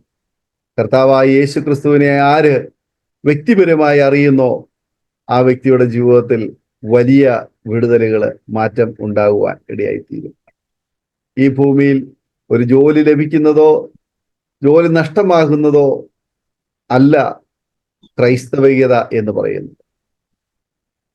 ഒരു വ്യക്തിയുടെ ജീവിതത്തിൽ യേശുവിനെ ദൈവമായി അംഗീകരിക്കുവാൻ ആർക്ക് കഴിയുന്നു, ആ വ്യക്തിക്കാണ് യഥാർത്ഥ ക്രിസ്ത്യാനിയായി തീരുവാൻ കഴിയുക. ആകയാൽ പ്രിയമുള്ള ഞങ്ങളുടെ പ്രേക്ഷകരെ, നിങ്ങൾക്ക് ഈ അനുഭവത്തിൽ ഇന്നുവരെ വരുവാൻ കഴിഞ്ഞിട്ടില്ല എങ്കിൽ ഞങ്ങൾ നിങ്ങൾക്ക് വേണ്ടി പ്രാർത്ഥിക്കുന്നു. ദൈവം നിങ്ങളെ സഹായിക്കട്ടെ. കണ്ണുകളെ അടയ്ക്കാം, ഹൃദയങ്ങളെ ഏകാഗ്രമാക്കാം, ഒരു നിമിഷം പ്രാർത്ഥിക്കാം. നാം പ്രാർത്ഥിച്ചുകൊണ്ടിരിക്കുമ്പോൾ അരോമ ടിവിയുടെ ഓരോ പ്രേക്ഷകരെയും ദൈവകരങ്ങളെ ഫലമേൽപ്പിച്ചുകൊണ്ട് കർത്താവിന്റെ ദാസൻ സുരേന്ദ്രനാഥൻ അവറുകളെ ഒരു നിമിഷം പ്രാർത്ഥനയിൽ സഹായിക്കും. പ്രാർത്ഥിക്കും. Hallelujah, hallelujah, hallelujah. സ്തുതിക്കുന്ന പിതാവേ, മഹത്വപ്പെടുത്തുന്ന രക്ഷക, നന്ദിയോടെ സ്മരിക്കുന്ന കർത്താവേ, ഒരിക്കൽ കൂടെ അങ്ങയുടെ നാമം മഹത്വപ്പെടുത്തുവാൻ കർത്താവെ, അങ്ങ് ജീവിതത്തിൽ കർത്താവെ ചെയ്തു തന്ന ഉപകാരങ്ങൾ, കർത്താവെ അത്ഭുതങ്ങൾ, കർത്താവെ പ്രേക്ഷകരുടെ മുമ്പിൽ കർത്താവെ വിളമ്പുവാൻ തന്ന അവസരത്തിനായി സ്തോത്രം. നന്ദി പറയുന്ന കർത്താവെ, കേൾക്കുന്ന ഓരോ ഹൃദയങ്ങളോടും അങ്ങിടപഴകണമേ അപ്പ. നന്ദിയോടെ സ്മരിക്കുന്ന കർത്താവെ, ഹല്ലേലൂയ, സ്തോത്രം. വചനം കേട്ട് തങ്ങളെ തന്നെ ചതിക്കുന്നവരാകാതെ കർത്താവെ വചനപ്രകാരം ജീവിക്കുന്നവരായി തീരുവാൻ കൃപ ചൊരിയണമേ. നന്ദി പറയുന്ന കർത്താവെ, നിങ്ങളുടെ പൊന്നുനാമം കർത്താവെ ഇതിൽ കൂടെ മഹത്വമെടുക്കുവാൻ കൃപ ചൊരിയണമേ അപ്പ. ഹല്ലേലൂയ. കേൾക്കുന്ന ഹൃദയങ്ങളോട് അങ്ങിടപഴകണമേ അപ്പ. നന്ദി പറയുന്ന കർത്താവെ, ഞങ്ങളറിഞ്ഞ സമാധാനം, ഞങ്ങളറിഞ്ഞ സന്തോഷം, ഞങ്ങളറിഞ്ഞ നിത്യത കർത്താവെ ഇവർ ഓരോരുത്തരും അറിയുവാൻ കർത്താവെ മുഖാന്തരം ഒരുക്കണമേ. നന്ദിയോടെ സ്മരിക്കുന്ന കർത്താവെ, യുഗായുഗങ്ങളായി യേശുക്രിസ്തുവിനോടുകൂടെ വാഴുവാൻ ഞങ്ങൾ ഓരോരുത്തരെയും അനുഗ്രഹിക്കണമേ അപ്പ. അങ്ങയുടെ വരവ് ഏറ്റവും അടുത്തിരിക്കുന്ന കർത്താവെ, പ്രാർത്ഥനയോടുകൂടെ സാക്ഷ്യമുള്ള ഒരു ജീവിതം നയിക്കുവാൻ ഞങ്ങൾ ഓരോരുത്തരെയും അങ്ങ് അനുഗ്രഹിക്കണമേ. നന്ദി പറയുന്നു കർത്താവെ. കുറവുകളെ ക്ഷമിക്കണമേ അപ്പ. കണ്ടുമുട്ടുന്ന വ്യക്തികളുണ്ട് അങ്ങയെക്കുറിച്ച് പറയാനുള്ള കൃപ ഞങ്ങൾക്ക് തരണമേ. നന്ദി പറയുന്നു അപ്പ. കർത്താവായ യേശുവെ സ്തോത്രം. അങ്ങ് പ്രാർത്ഥന ശ്രദ്ധ വെച്ച് കേട്ട കൃപക്കായി സ്തോത്രം. യേശു ക്രിസ്തുവിന്റെ ധന്യനാമത്തിൽ തന്നെ. ആമേൻ, ആമേൻ, ആമേൻ. വളരെ നന്ദി കർത്താവിന്റെ ദാസൻ സുരേന്ദ്രനാഥൻ അവറുകൾ ഇത്രത്തോളം സമയം അനുഗ്രഹിക്കപ്പെട്ട ജീവിതാനുഭവവും സാക്ഷ്യവും അരോമ ടിവിയുടെ പ്രേക്ഷകരോടൊപ്പം പങ്കുവയ്ക്കുവാൻ സമയം വേർതിരിച്ചതിന് കർത്താവിന്റെ ദാസനുടേതായ നന്ദി, സ്നേഹം അറിയിക്കുന്നു. ദൈവം ധാരാളമായി അനുഗ്രഹിക്കുമാറാകട്ടെ. അതുപോലെ തന്നെ ഞങ്ങളെ കേട്ടുകൊണ്ടിരുന്ന മാന്യ പ്രേക്ഷകരുള്ളതായ നന്ദി, സ്നേഹവും ഞങ്ങൾ അറിയിക്കുന്നു. നിങ്ങൾക്ക് ഈ സാക്ഷ്യം അനുഗ്രഹമായി തീർന്നുവെങ്കിൽ നിങ്ങളുടെ പ്രിയപ്പെട്ടവർക്ക്, സുഹൃത്തുക്കൾ കൊണ്ട് ഷെയർ ചെയ്ത് കൊടുക്കും. അവർ കേൾക്കട്ടെ, അനുഗ്രഹിക്കപ്പെട്ട അതിലൂടെ ദൈവനാമയപ്പെടുവാനിടയായി തീരും. അതുപോലെ തന്നെ നിങ്ങളുടെ വിലയേറിയ അഭിപ്രായങ്ങളും നിർദ്ദേശങ്ങളും കമന്റ് ബോക്സിൽ നിങ്ങൾക്ക് രേഖപ്പെടുത്താവുന്നതാണ്. അതുപോലെ തന്നെ സ്ക്രീനിൽ കാണുന്ന വാട്സാപ്പ് നമ്പറിൽ നിങ്ങളുടെ അഭിപ്രായങ്ങളും നിർദ്ദേശങ്ങളും അറിയിക്കാം. നിങ്ങളുടെ പ്രാർത്ഥനാ വിഷയങ്ങളും ഞങ്ങളുമായി ബന്ധപ്പെടുന്നതിന് നിങ്ങൾക്ക് ബന്ധപ്പെടാവുന്നതാണ്, അറിയിക്കാവുന്നതാണ്. കർത്താവ് നമ്മെ സഹായിക്കട്ടെ. അടുത്ത അനുഗ്രഹിക്കപ്പെട്ട ഒരു സാക്ഷ്യവുമായി വീണ്ടും കാണുമ്പോഴേക്കും എല്ലാ പ്രിയപ്പെട്ടവർക്കും goodbye. God bless you all. Amen. ഓർമ്മയുടെ മനോരഥത്തിൽ മായാത്ത ഓർമ്മയ്ക്കായി അരോമ മാട്രിമോണിയിൽ നിന്നും ജീവിത പങ്കാളിയെ കണ്ടെത്തൂ. നിങ്ങൾ ഒരു ക്രിസ്തീയ ജീവിത പങ്കാളിയെ അന്വേഷിക്കുകയാണോ? അതോ മക്കൾക്ക് അനുയോജ്യമായ ഒരു തക്ക തുണയ്ക്കു വേണ്ടി പ്രാർത്ഥിക്കുന്ന വ്യക്തിയാണോ? എങ്കിൽ അരോമ മാട്രിമോണി നിങ്ങൾക്ക് വേണ്ടിയാണ്. ഇന്നു തന്നെ സൗജന്യമായി രജിസ്റ്റർ ചെയ്യൂ. അരോമ മാട്രിമോണിയുടെ പ്രത്യേകതകൾ: രജിസ്ട്രേഷൻ തികച്ചും സൗജന്യം. ലോകത്തെവിടെയുമുള്ള അനുയോജ്യമായ ക്രിസ്തീയ ജീവിത പങ്കാളിയെ തിരഞ്ഞെടുക്കാം. വിവാഹം നടക്കുന്നതുവരെ സർവീസ് ലഭിക്കുന്നു. ഏറ്റവും ചെറിയ പാക്കേജുകളും തിരഞ്ഞെടുക്കാം. അരോമ മാട്രിമോണി നിങ്ങൾക്കായി ഒരുക്കുന്നു വിവാഹം പരമാനന്ദം. Email aroma matrimony2020@gmail.com